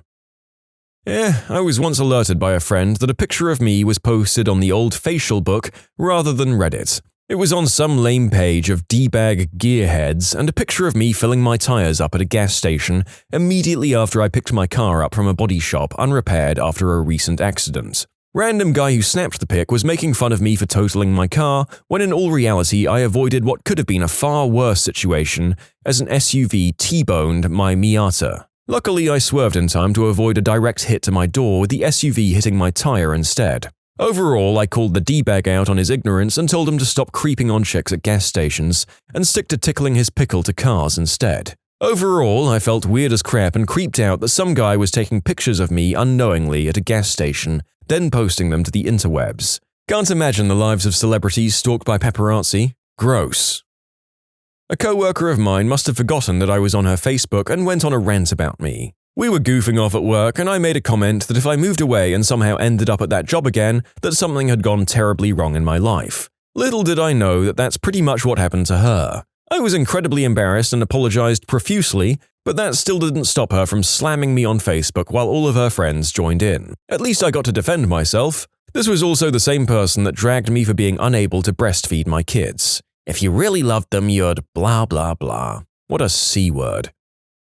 Sort of. I saw a post asking for ideas on a fairly narrow research paper assignment, because she needed to turn her term paper topic to her professor the next day. My husband was teaching a class on that exact topic, with that assignment due the next day. So I suggested something I knew he'd be really interested in. He came home the next day all excited that one of his students had picked that topic. Holy crap, you are the patron saint of undergrads. I need to start contacting my professors' wives. Let it be known that people should not start contacting their educators' families at home, just in case anyone was already searching the web for their details. A few years ago, I was browsing Reddit Forever Alone, and there was a post that said something like, "I have a date on Monday, so I guess I'll be seeing you guys on Tuesday," along with a bunch of crass jokes about his date and how he was planning on knocking her up. Didn't take me long to realize that this was the same guy I had a date with on Monday, so I commented about how I'd see him in a few days, at which point he texted my number to verify it was actually me. We laughed it off and I still went on a date with him. He was pretty fun and it went fairly well, other than his constant awkward jokes about how I was so perfect for him and how badly he wanted to get me pregnant. We hadn't even kissed and I was maybe 18 and he was in his mid to late 20s, so it was extra uncomfortable and I didn't know how to respond. We talked a little a while after and never actually ended up making plans for another date, partially because logistics and partially because his endless comments about impregnating me were really starting to weird me out. A few months later I ran into him commenting about our date and how it didn't go anywhere, but I was too young and immature for him anyways. I had this terrible roommate. He made me so uncomfortable that I mostly hid in my room. He crossed my boundaries, invaded my privacy, and was passive-aggressive. I finally gave my notice and started packing. He posted a cheesy questionnaire on Facebook and one of the questions was, "What are you most looking forward to?" He put, "My horrible roommate moving out." A bunch of people I don't know, who must have assumed his roommate couldn't see, started offering vague supportive comments like, "Oh yeah, bad roommates are the worst," or "Hope they leave soon." It bothered me most because first of all, the only thing I ever did to him was not want to date him and put in my notice. But also the fact that our mutual friends could see it and so could I, which is just rude. I decided to comment and said, "I'm sure your supportive friends who don't know the situation at all are unaware that you're being this rude where I and our mutual friends can see it. You aren't a perfect roommate either, but at least I treat you with enough respect to not badmouth you so openly. If you're going to be purposefully cruel and try to humiliate me, I'll have to unfriend you so I don't have to see it. Shortly after posting, he deleted the whole thread.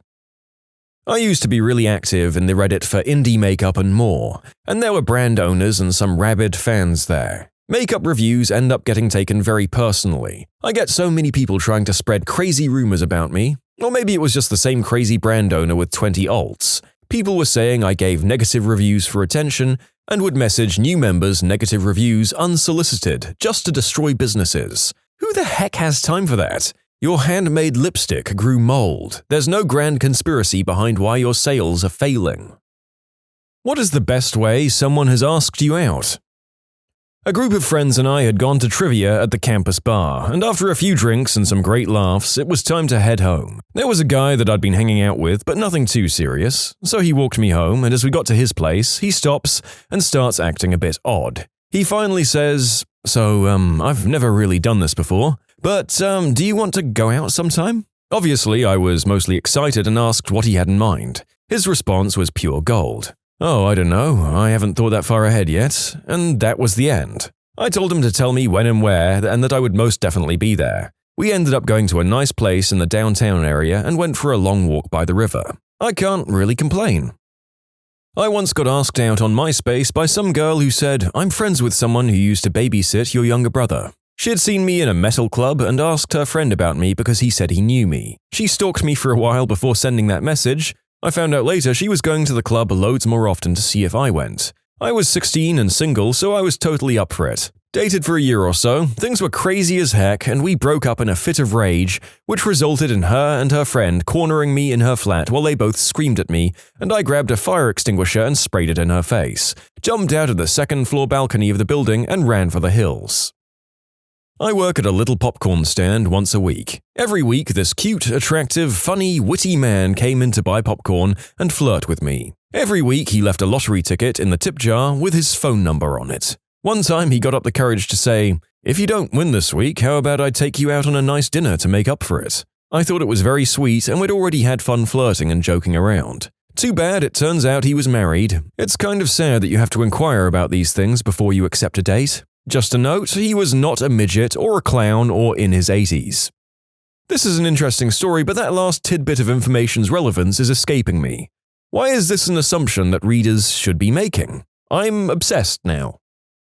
Went to lunch with this guy at a local pub. We decided after lunch to walk around the neighborhood. I really had to pee, and we were outside this other restaurant I really like, so we went in. After a few drinks, he went to the bathroom and I paid for the drinks. He asked for the check when he got back, but the waiter just brought my receipt for him to sign. He said he's never had a girl buy his drinks, and what would his mother say to this? The restaurant gives a postcard with the tab, so I handed it over to him and told him to write her about it. He handed it back after writing, "Mum, this girl just bought my drinks. Not sure how to feel about this. Maybe I should take her to dinner this weekend." I thought it was cute, and I said yes. Well, a group of my friends decided to go out after work for some drinks, and he was going, so I asked him what time we were all meeting. He told me 5:30, so I arrived fashionably late at 5:45, only to find him at the table alone. I walked up and sat down, thinking everyone else was running late. We started chatting and quickly realized we have a lot of similarities, and I'm hooked. Around 7 p.m., everyone else starts arriving, and I'm curious as to why they were so late. They weren't. He told me an earlier time so he could spend some more time with me and get to know me. That night we kissed, and it has been sweet ever since. This story comes from a friend of my family. He was stuck in gridlock LA traffic on the Santa Monica freeway. Being close to losing his mind, he decided to roll down his window and start chatting with the woman in the car next to him. They hit it off, and he asked if she wanted to get off at the next exit and get some coffee. They've been married for about 8 years now. This thread is dangerous. It's actually giving me the courage to ask out a woman.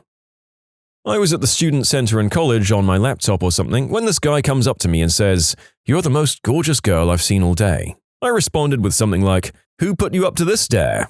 We talked for a bit and exchanged phone numbers, cause why not? He was really cocky and a year younger than me, but we hung out a lot cause he lived really close to me and I didn't have many friends. We became good friends, and I became good friends with his brothers and some other people he hung out with too. We didn't start dating until several years later when he was less annoying and less cocky. Now we're married and he's sitting really close to the TV playing Mass Effect shirtless. Score! My roommate was walking down the street the other day when a guy stared her straight in the eye and said, "Do you want to watch music television with me today?" She was taken aback but intrigued. That's a hard thing to say no to if done correctly. I was stuck in a really bad rush hour traffic on 95 when I heard a siren go off and a booming voice from a loudspeaker state, "Female in the gold Honda." I immediately started freaking out because I thought a cop was pulling me over with a loudspeaker and really had no idea what I could have possibly done. So I kind of feigned ignorance and hoped that it was all in my head. 10 seconds later I hear, "Beautiful female in the gold Honda." Wait, what? I turned around to see an ambulance about 2 cars back to the right of me, desperately trying to get my attention. The man driving the ambulance ended up asking me out over his loudspeaker. It was definitely the best way I've ever been asked out because it was so gosh darn random and hilarious. Sorry to disappoint, but after he asked me out, I had to politely decline because I was seeing someone at the time. His response was along the lines of, "It's okay, I'm not jealous." And just for clarification, it was a gold-colored Honda, not a solid gold Honda. I lived in another state and he wanted to visit me. I said, no, that's too much pressure, and what if I didn't like him? He'd have wasted all that money. His exact words were, "But what if it did work out? It'd be a hell of a story. We're married now. That is a hell of a story." He walked into a club and screamed at the top of his lungs, "Who wants to do the deed with Matumbo?" We were talking on Facebook chat and playing Would You Rather, and he said, "Would you rather have the best cup of coffee or go to the zoo?" I said coffee, and he replied, "How about next Friday?" I'd just come out of a lecture with a bunch of friends and we were standing around talking, probably trying to figure out what we were going to do later that night. I noticed this guy standing outside my lecture hall looking at me. I'd seen him around but never really paid any attention to him. We make eye contact for a split second, I probably furrow my brow a bit, and he purses his lips a little in thought. A minute later he comes up to me, still standing in with a group of maybe 5 or 6 girls, and says, "Hi, I'm Steven." He's pretty average looking, wouldn't stand out in a crowd. I introduce myself back. "Hi, I'm Jen." Without missing a beat he says, "I've seen you around and promised myself that if you ever acknowledged me that I'd talk to you. I think you're cute and I'd love to hang out sometime." It was so straightforward and I was so impressed with his confidence, though he later told me he was about to crap himself. I said, "Sure, let's exchange numbers." After we exchanged numbers, he chats for a bit, probably to make sure I'm not a huge butthole, says he has to get going but will be in touch soon. We dated for about 9 months, then realized we were better as friends. I know the manner in which he asked me out wasn't special or particularly interesting, but it sticks out to me because it was uncomplicated and to the point. There were no games. Almost 6 or 7 years later, we still keep in touch and hang out every so often. Not something you can say about most exes.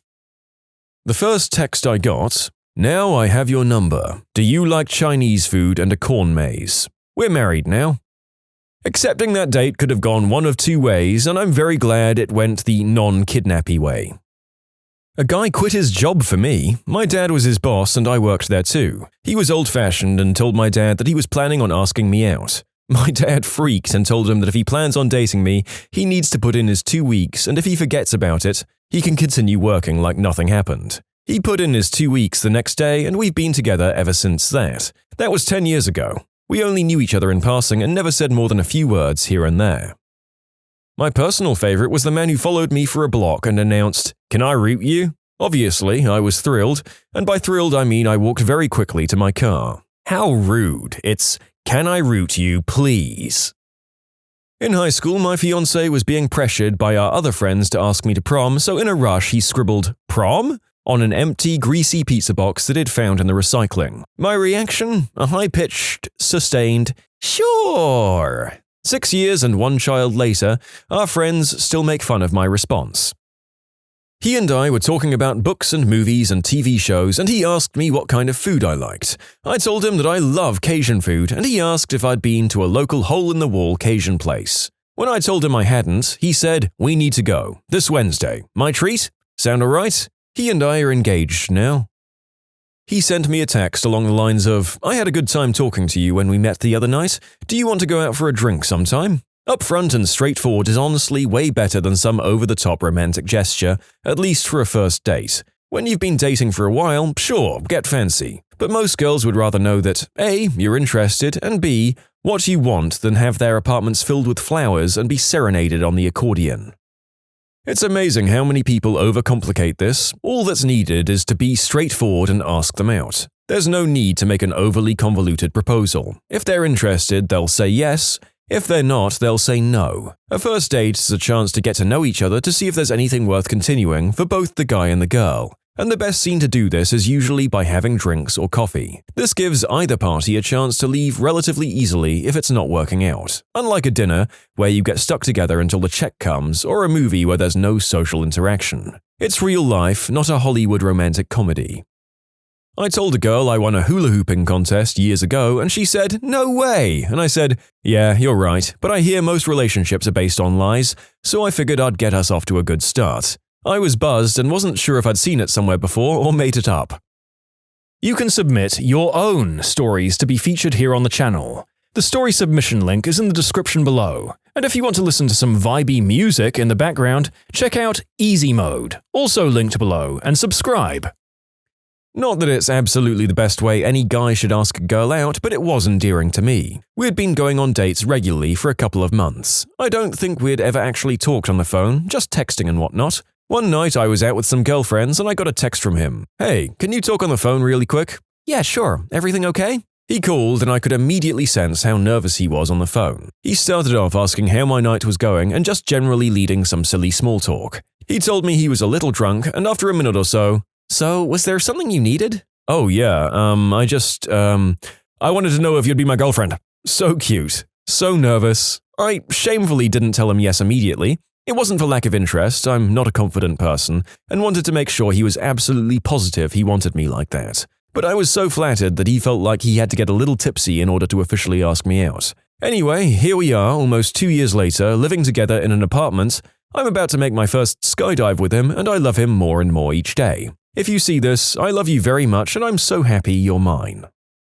I once ordered a tall hot chocolate from a coffee shop. The guy behind the counter said, "Oh, so you want to order me?" Panties hit the floor. I'm imagining the Old Spice guy. Well, nobody ever orders a pale, pasty white guy. They should really pull that off the menu. I once asked a girl out through a Super Bowl bet, and I won. Thank you, Seahawks. By saying yes when I asked him out myself. Thank you. I have been keeping an eye out for stories where the girl asks the guy out, but this story's prompt was, "What's the best way a guy has asked you out?" So understandably things have been a little one-sided. My current boyfriend and I had the most awkward and casual courtship ever, and it became official with a conversation that went exactly like this. "So I've kind of been telling people you're my girlfriend." "Okay. Does that make you my girlfriend?" "I guess so." Similar to what a lot of people are saying regarding honesty and being straightforward, my current boyfriend asked me out by saying, verbatim, "Well, I told a girl at work you were my girlfriend, so what do you say? Be my girlfriend. Do it." It's important to note that by this point we'd been seeing each other for a bit and had developed an understanding of the other's humor, so it was actually the perfect approach.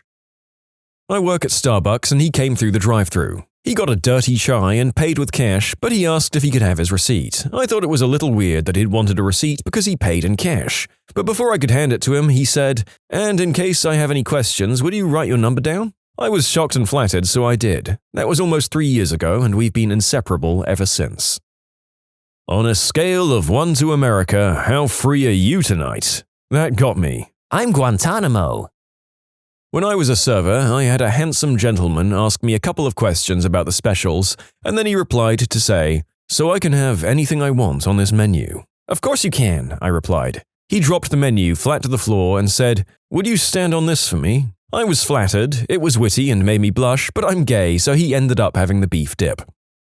We had just done the deed, he was wasted, he flopped on top of me and said, "Date me." He then passed out and didn't remember the next day. We're now happily married and I hope he reads this. So, doing the deed comes before the date. Gotcha. I'm glad I'm taking my notes.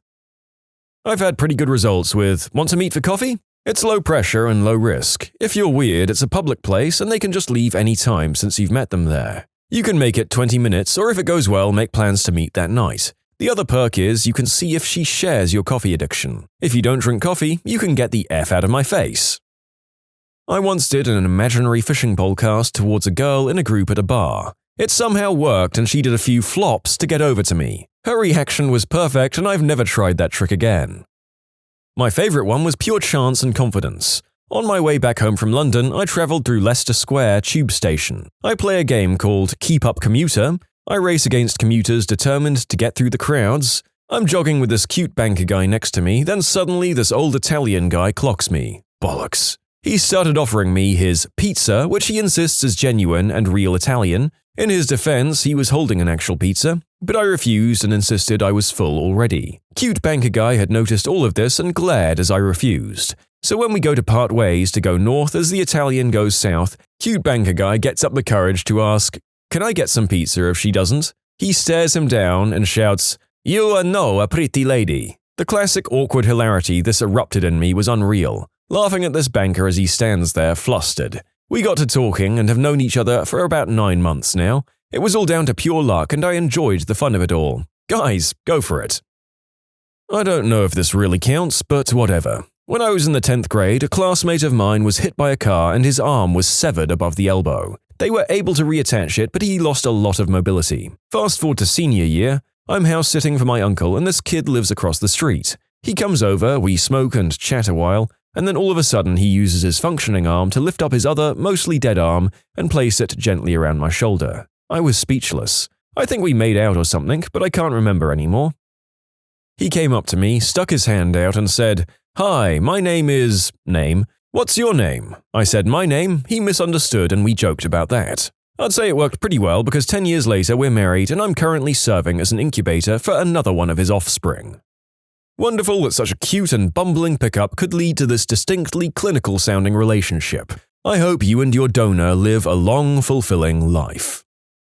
I was driving around town after work, windows down. It was a gorgeous October day. I noticed 2 guys in a car next to me, one in civilian clothes, the other with his ABUs, Air Force uniform. I thought it was adorable that they were together because Don't Ask, Don't Tell had just been repealed. I kept driving. A friend prank called me and asked if I had any rubbers, so I was laughing. We hung up and I was singing along to a Christina Aguilera song, I Hate Boys. I stopped at an intersection and glanced in my rearview and saw a guy running full tilt toward my car. I was so shocked that I didn't think to lock my doors or anything. He got to my car, threw a slip of paper in and ran off. It happened so fast I didn't even really see him. The slip of paper was a receipt from some dinosaur park in Texas, and on the back was scribbled a phone number, all bumpy from being written on a car dashboard in a rush. I'm pretty sure I sat in my car with my mouth agape for like 5 minutes. I nearly missed the light when it turned green. I watched as the guy drove past me. It was the man in civilian clothes that I thought was gay. I went home and tried to work up the courage to call him, but I chickened out and texted him instead. I said, "Is this the crazy effer that threw his phone number into my car?" And he replied, "Is this the crazy girl who's texting me back?" We were inseparable after that. We've been married for 2 years now. I'd stayed over at his house. We were best friends, and in the morning he said, "Let's go to Liverpool." We ran to the train station, got on the first train there, went to the Tate and laughed at all the crap art. I swear it was like some cliché indie film. Then we went to a top restaurant, laughed at all his cheesy jokes, then we had coffee on the way back on the train. When we got back to his, he told me he wanted me to be his girlfriend. We'd already been cuddling and holding hands all day and it was lovely. We went to bed and cuddled all night, revealing our mutual feelings. Totally natural progression from friends to partners. Hope that gives you some ideas. The landlord in Spider-Man 3 method is the most direct. Just tell her, "I am man, you are woman." I have a very, very warped sense of humor. I had a guy come up to me, lean in really close, take a deep breath, and then he says, "Oh my god, you smell so good. Kind of like a whore." I didn't see that line coming. I ended up being with him for 2 years. He said, "Climb in the car." So I did. He then drove with me for an hour until we reached a very small, spooky village. Then he parked the car in the middle of what seemed to be a wood. It was then that I started to freak out a bit. I mean, I'm courageous, but this made me question if I was being murdered. He climbed out of his car and I followed with some hesitation. Then we were in front of a huge fence. It was slightly bent on top, so he managed to get over the fence rather easily. I got stuck on my jeans and tore them open for a bit, landing with a thump on the grass. Holding out a tiny flashlight, he led me up a steep mountain covered with rocks. All the while, I'm like, oh crap, oh crap, oh crap, oh crap. Then I looked up and the moonlight revealed an old castle ruin. Both my eyebrows raise. There, on top of the tower, we stand and talk, enjoying the stars and the noises of the animals in the woods. It's not too cold, and how cool's that to raid a castle in the middle of the night? I was thrilled. In middle school, a boy asked me if I had a boyfriend. I said no, so he asked if I wanted one, and thus, true love was born. In first grade, a boy came up to me and said, "Do you like me? Your friend said you liked me." And I yelled, "No," and ran away. I did like him. What might have been? By asking me out on a date, not to hang out, chill, grab drinks, etc. Actually, "Hey, I'd love to take you out to dinner and get to know you." Sitting across from you at dinner, discussing food on the menu, having constant conversation, not interrupted by TV or a movie. I'm worth it and you are too. As a follow-up to that, asking me out again at the end of the night will generally garner a yes. The whole 3-day thing is complete and utter bullcrap. You know what's sexy? A guy who likes me and isn't afraid to let me know he does. I never ever said yes to a guy who would wait several days to contact me again after a date. If he was genuinely interested, he would let me know. Scientists, what do you know that would blow a regular person's mind? Geneticist here. Different people have different forms of various enzymes, meaning that medication is horribly, awfully imprecise and affects people differently. For example, some people break down codeine into morphine very quickly, which can result in a far too potent dose, and some people hardly break it down at all, so there's no painkilling effect. Until very recently, there was no way to know but try it. The lab I worked in developed a way to record the vibrations a caterpillar produces when feeding on a leaf. We found that plants are able to respond to this vibration when it's played back to them. It not only primes their defenses, but they can distinguish this vibration from vibrations caused by wind blowing, insects walking on them, insect mating calls, etc., and they will not prime their defenses to those vibrations. In short, plants don't have ears, but they can still hear? Okay, and what's the point of responding? The caterpillar's eating it, and the plant goes, "Man, that hurts," and the caterpillar keeps eating? It's more like the plant releases toxins for its friend caterpillar to munch on. Exactly, then releases pheromones to the surrounding plants of the same species to do the same, and sends further messages through the underground fungal hi-fi networks. Plants are sophisticated things and are far more complex and active than we commonly realize. Giraffes have to eat from trees that are upwind from other trees they eat from because they release pheromones to warn the other trees. Anything downwind goes into defense mode and releases chemicals that make the giraffe not want to eat from that tree. Funny that animals have to hunt their plants and find unsuspecting trees to eat from.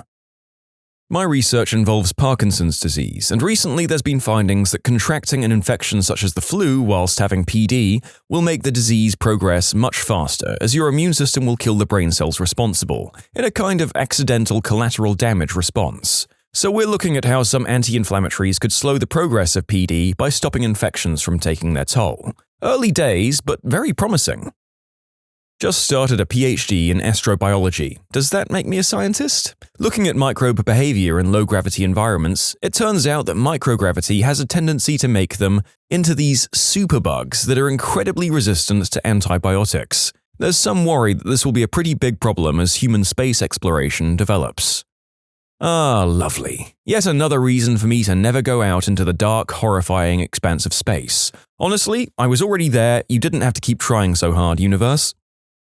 Here's a bit of psychology, since the harder sciences are well represented in this story group, specifically relationship psychology. It's been demonstrated that there's a particular ratio of positive to negative interactions that help predict the outcome of relationships. Marriages with less than this ratio are far more likely to lead to a divorce. The ratio is roughly 5-to-1. For example, if there are less than 5 compliments you give your significant other for every 1 criticism, then they're more likely to believe that you criticize them more than compliment them. If you have less than 5 good days a week with your significant other for every 1 bad day, then when you think back over your months or years together, you're more likely to think that you have an equal amount of bad days than good, even more bad days than good. The mind-blowing part is really thinking about that ratio and what it means about our memory and perspectives. Ideally, we'd like to think that if we get complimented about as often as we're criticized, we'd remember a balanced mix of both. But the evidence supports the idea that we really take negative words or events to heart, and that it takes a highly disproportionate amount of positive praise or interactions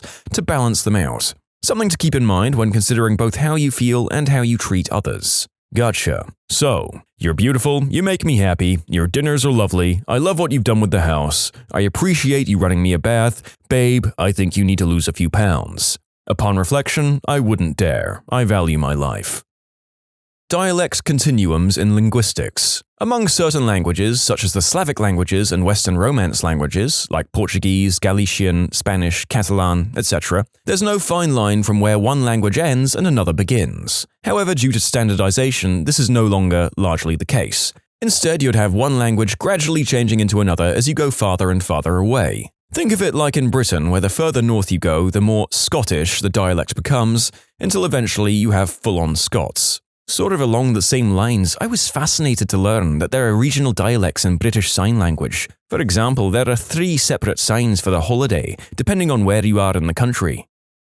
Everyone always associates dopamine with enjoyable experiences or happiness, but in a certain part of the brain, how much dopamine is released can be calculated as the amount of reward received compared to the amount of reward expected. This is literally a quantitative signal. If you expected there to be 10 sweets in the bag but there were actually 12, then you'd get an increase in dopamine release, but not as much as if there were 14 sweets in the bag. Similarly, if you expected 10 and received only 8, you'd actually get a dip in the dopamine signal, but not as much as if you'd only received 6, and so on and so forth. This is one of those rare examples where a quantitative theory or model, reinforcement learning, can be mapped straight onto a neuroscientific phenomenon. Is this why people get hooked on pessimism? Yeah, I mean, if you don't expect anything, you're never disappointed, and thusly don't take dips in your dopamine levels. That's really interesting to me. I come from a behavioral economics background, and that's how they modified expected utility theory with prospect theory. Essentially, we just say that people get utility from changes rather than absolute numbers.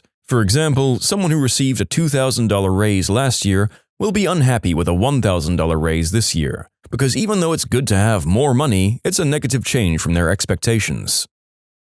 I work with CRISPR-Cas9 system. It essentially allows us to edit the genome, adding or removing nucleotides or whole genes or altering nucleotides. While there were previous methods for editing genome, this one's quite simple. It requires a few plasmids, less than $100, a basic research lab, and someone who can do fairly basic molecular biology research. Researchers in China are using it on humans now for cancer therapy. It also has the possibility for transmitted disease treatment. Additionally, the part I find most fascinating and most scary are gene drives. We're able to use it to kill off all mosquitoes and thus eliminating Zika and malaria in a matter of a few mosquito generations. This would also be theoretically possible for other species that haven't been researched.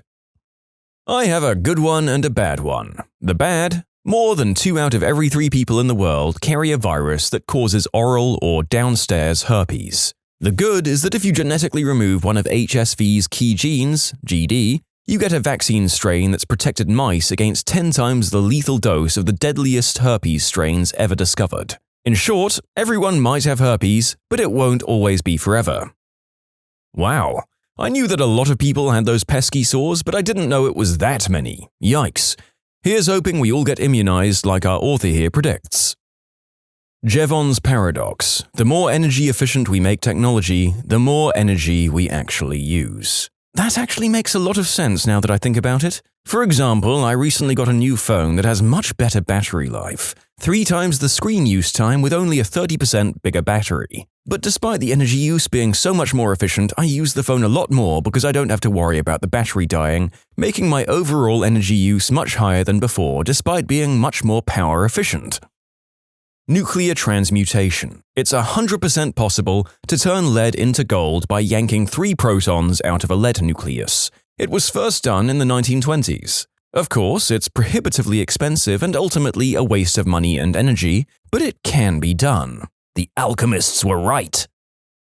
I'm an earthquake geophysicist. I study something most people have never heard of: slow earthquakes. In a regular earthquake, a fault, as in the crack between big pieces of rock, moves or slips very quickly. Typically, an earthquake takes a few seconds to occur. This rapid movement excites seismic waves, which are similar to sound waves that travel through the earth and cause shaking. In slow earthquakes, everything is the same except that high temperatures or fluid pressures cause the speed of fault slip to max out at a fairly low value. So we might get movement equivalent to what we would see in a magnitude 7 earthquake, but instead of occurring over seconds, it occurs over weeks, months, or even years. The slowness means no seismic waves and no damage. In fact, the traditional instrument used to study earthquakes, the seismometer, won't see these. So we use scientific-grade GPS instead and literally watch the rocks move. Unfortunately, slow earthquakes, while they relieve the forces where they occur, actually increase the probability of regular earthquakes on other faults or other parts of the same fault. There are actually documented cases of slow earthquakes triggering regular ones. The Great Tohoku, Japan earthquake of 2011 actually started off 2 weeks earlier with a slow earthquake. I'm working on trying to find ways to use slow earthquakes to forecast regular ones. Feto-maternal transfer. I learned about it in a neuroscience class. Especially when a woman is pregnant, stem cells can travel from the fetus to the mother and actually survive for long periods of time in the hippocampus, an area of the brain used for memory formation. I'm pretty sure the stem cells can survive in other parts of the body, but it's really cool to think that some of your DNA is in the part of your mother's brain where new memories are formed. In short, stem cells from a fetus can get transferred to the mother's hippocampus, the part of the brain responsible for forming new memories. I remember a Radiolab episode about this. They told the story of a woman who had stem cells from a failed twin who she shared her mother's womb with. Some of those cells became ovaries. Later, when she had a baby, they found that while he was his father's son, she was not genetically his mother. Many animals use the location of the sun in the sky for navigational purposes. Many, but fewer animals use the way sunlight is polarized as a proxy for the location of the sun in the sky. This allows for a mental compass and is how many animals keep moving in their required direction. And many, although fewer again, animals use the moon for the same purpose. However, only one known species, the dung beetle, uses the way the moon's light is polarized to keep rolling their dung in straight lines. However, when the moon is absent from the sky, the beetles default to using the location of the Milky Way in the sky for navigation. 15 days of the month of October from the equator, we have both the moon and the Milky Way out of vision of the beetles. For these 15 days, they roll in almost random directions, during which they turn frequently and just generally look kinda drunk. You can submit your own stories to be featured here on the channel. The story submission link is in the description below. And if you want to listen to some vibey music in the background, check out easymode, also linked below, and subscribe. Tropospheric ducting. Shortwave radio signals up to about 30 MHz, which bounce off a layer of charged particles in the atmosphere and are reflected back down to Earth, which is why you hear so many AM stations at night. Normally, higher frequencies just poke straight through and go out into outer space, but under certain conditions they pass through a gap in one layer, hit another and bounce along between the two, like when you get the ball trapped behind the bricks in Arkanoid, until eventually it bounces back out hundreds of miles away with almost no loss. So by sheer accident of meteorology, you can sometimes bounce VHF and UHF signals far further than they normally go, and they sound like they're just from down the road. So you've heard of stem cells, right? Long story short, cells that can transform into other kinds of cells whilst also dividing and reproducing forever. They're responsible for making new blood cells, driving wound healing, among other things. Really neat stuff. It's now fairly accepted in my field that deadly viruses also have stem cells. We think that these cancer stem cells aren't as susceptible to chemotherapy, and are partly responsible for why the virus seems to come back even after very aggressive chemo. But as to their exact identity, strategies to destroy them, and where they come from, we're working on that. There have been a few posts specifically on STEM research, but this is the first one I've seen detailing some of the problems they can cause to the human system as opposed to the cures. Obviously, we should continue to study their medical applications, but it's novel to hear about the problems certain kinds cause that we have to learn to combat simultaneously. Meteorologist here. Upper atmospheric lighting is one of the most seldom understood aspects of meteorology. Above some thunderstorms, sometimes you can spot a jet of blue shooting up from the thunderstorms about 50 kilometers. Even more impressive are sprites, giant red emissions anywhere from 50 kilometers to 100 kilometers above the surface. And ELVs, which is an acronym for emissions of light and very low-frequency perturbations due to electromagnetic pulse sources, which are even crazier. They exist for only a millisecond but can expand to a radius of 400 kilometers from a storm as a very faint red light. Crazy stuff. It's not exactly mind-blowing, but it's a neat and recent finding that might interest anyone who keeps up with the vaccine topic. Post-mortem brain examinations of kids on the spectrum has shown improper cortical distribution. A little background, the layers of your cortex are established very specifically before birth. If you have a healthy brain, you will exit your mother with a clearly defined cortical distribution, and that layer differentiation does not continue post-birth. Thus, we can conclude that the disrupted cortex structures being found in autistic children cannot be attributed to vaccines, which are administered after birth. Furthermore, we can also conclude that autism begins affecting children in the womb. For reference, cortical and cortex are synonymous.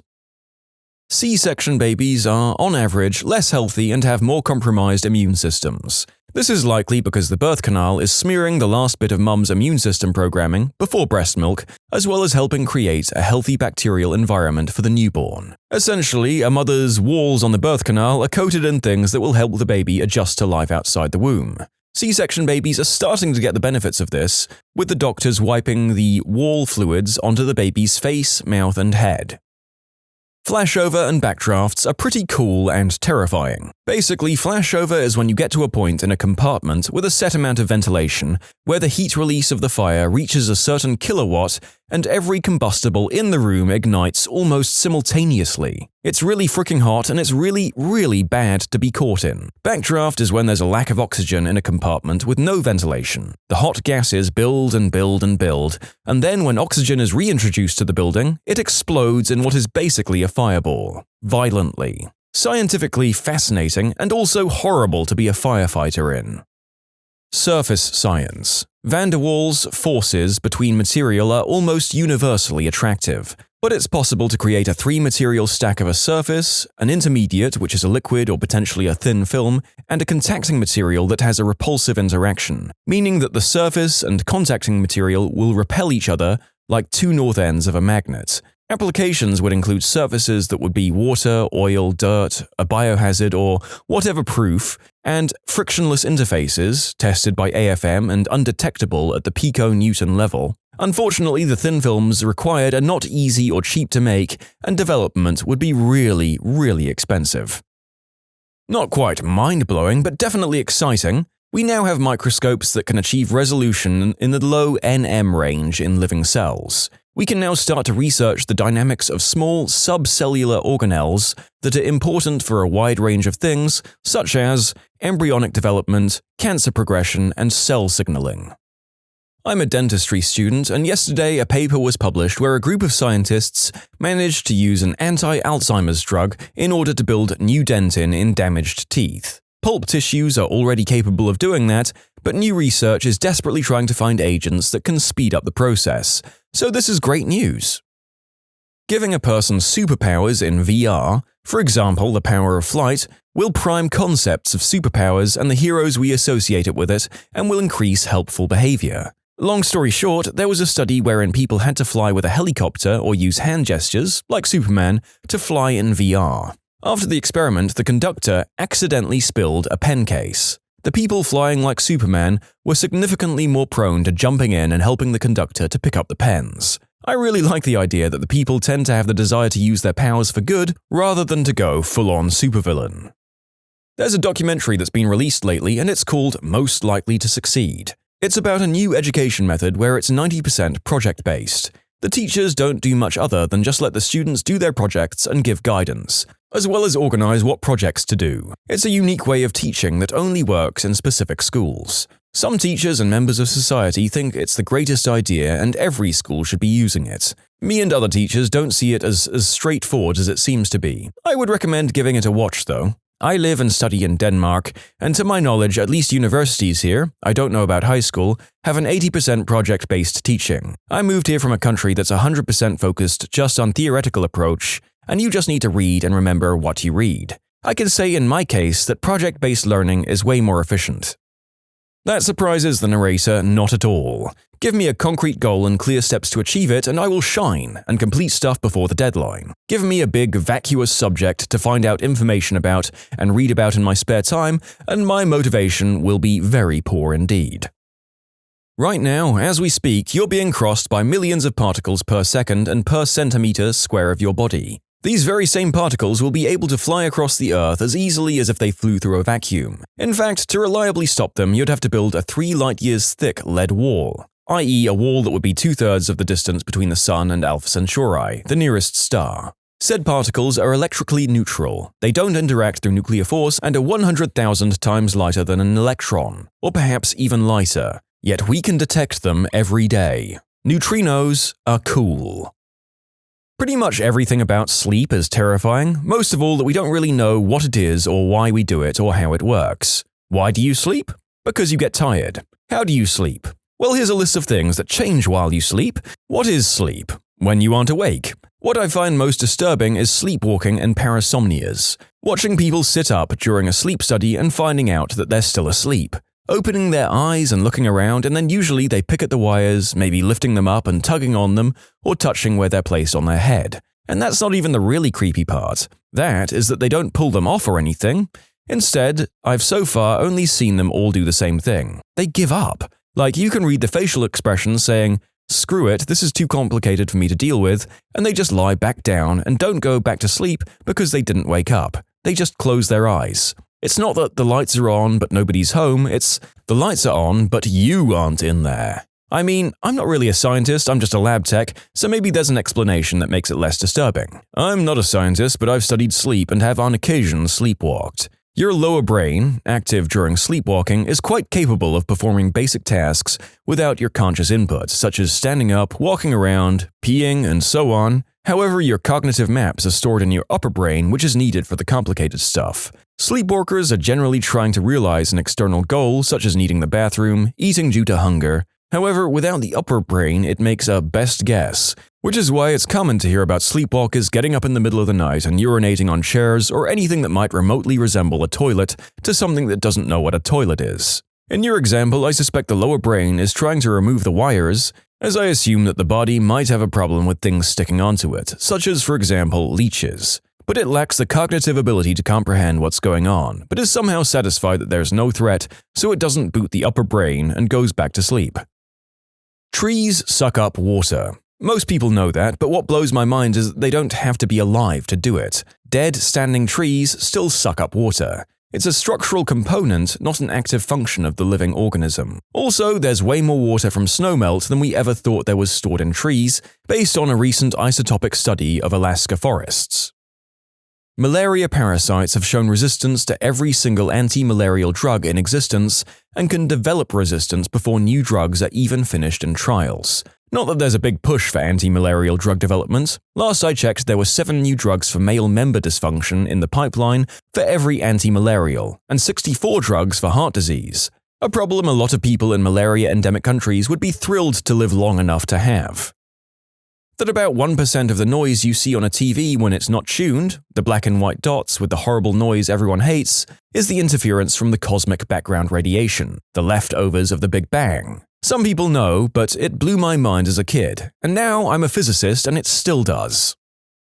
Galaxy lensing. I think it's just beautiful. Just like the way a magnifying glass works to make things appear bigger, large chunks of mass in our universe, like galaxies, have a strong gravitational pull over large amounts of space that focuses light, giving a distorted look, which leads to some special cases. It often results in an Einstein ring, but not in all cases. This phenomenon has been used to probe universes and can give good insight into finding better measurements on the Hubble constant, without local contamination like many other methods. The Casimir effect. Simply put, if 2 unchanged plates are brought very close together, due to the presence of virtual particles, the plates are forced together. Only smaller wave functions can fit between the plates, meaning less virtual pairs are created there, creating a pressure difference between the inside and outside, forcing the plates together. When you subscribe, make sure to hit the bell to turn on notifications. Put the playlist on in the background to finish listening to all the stories, or if you want some vibey music to put on in the background, check out easymode. If you like Am I the Genius, give Am I the Jerk a shot. Everything linked in the description.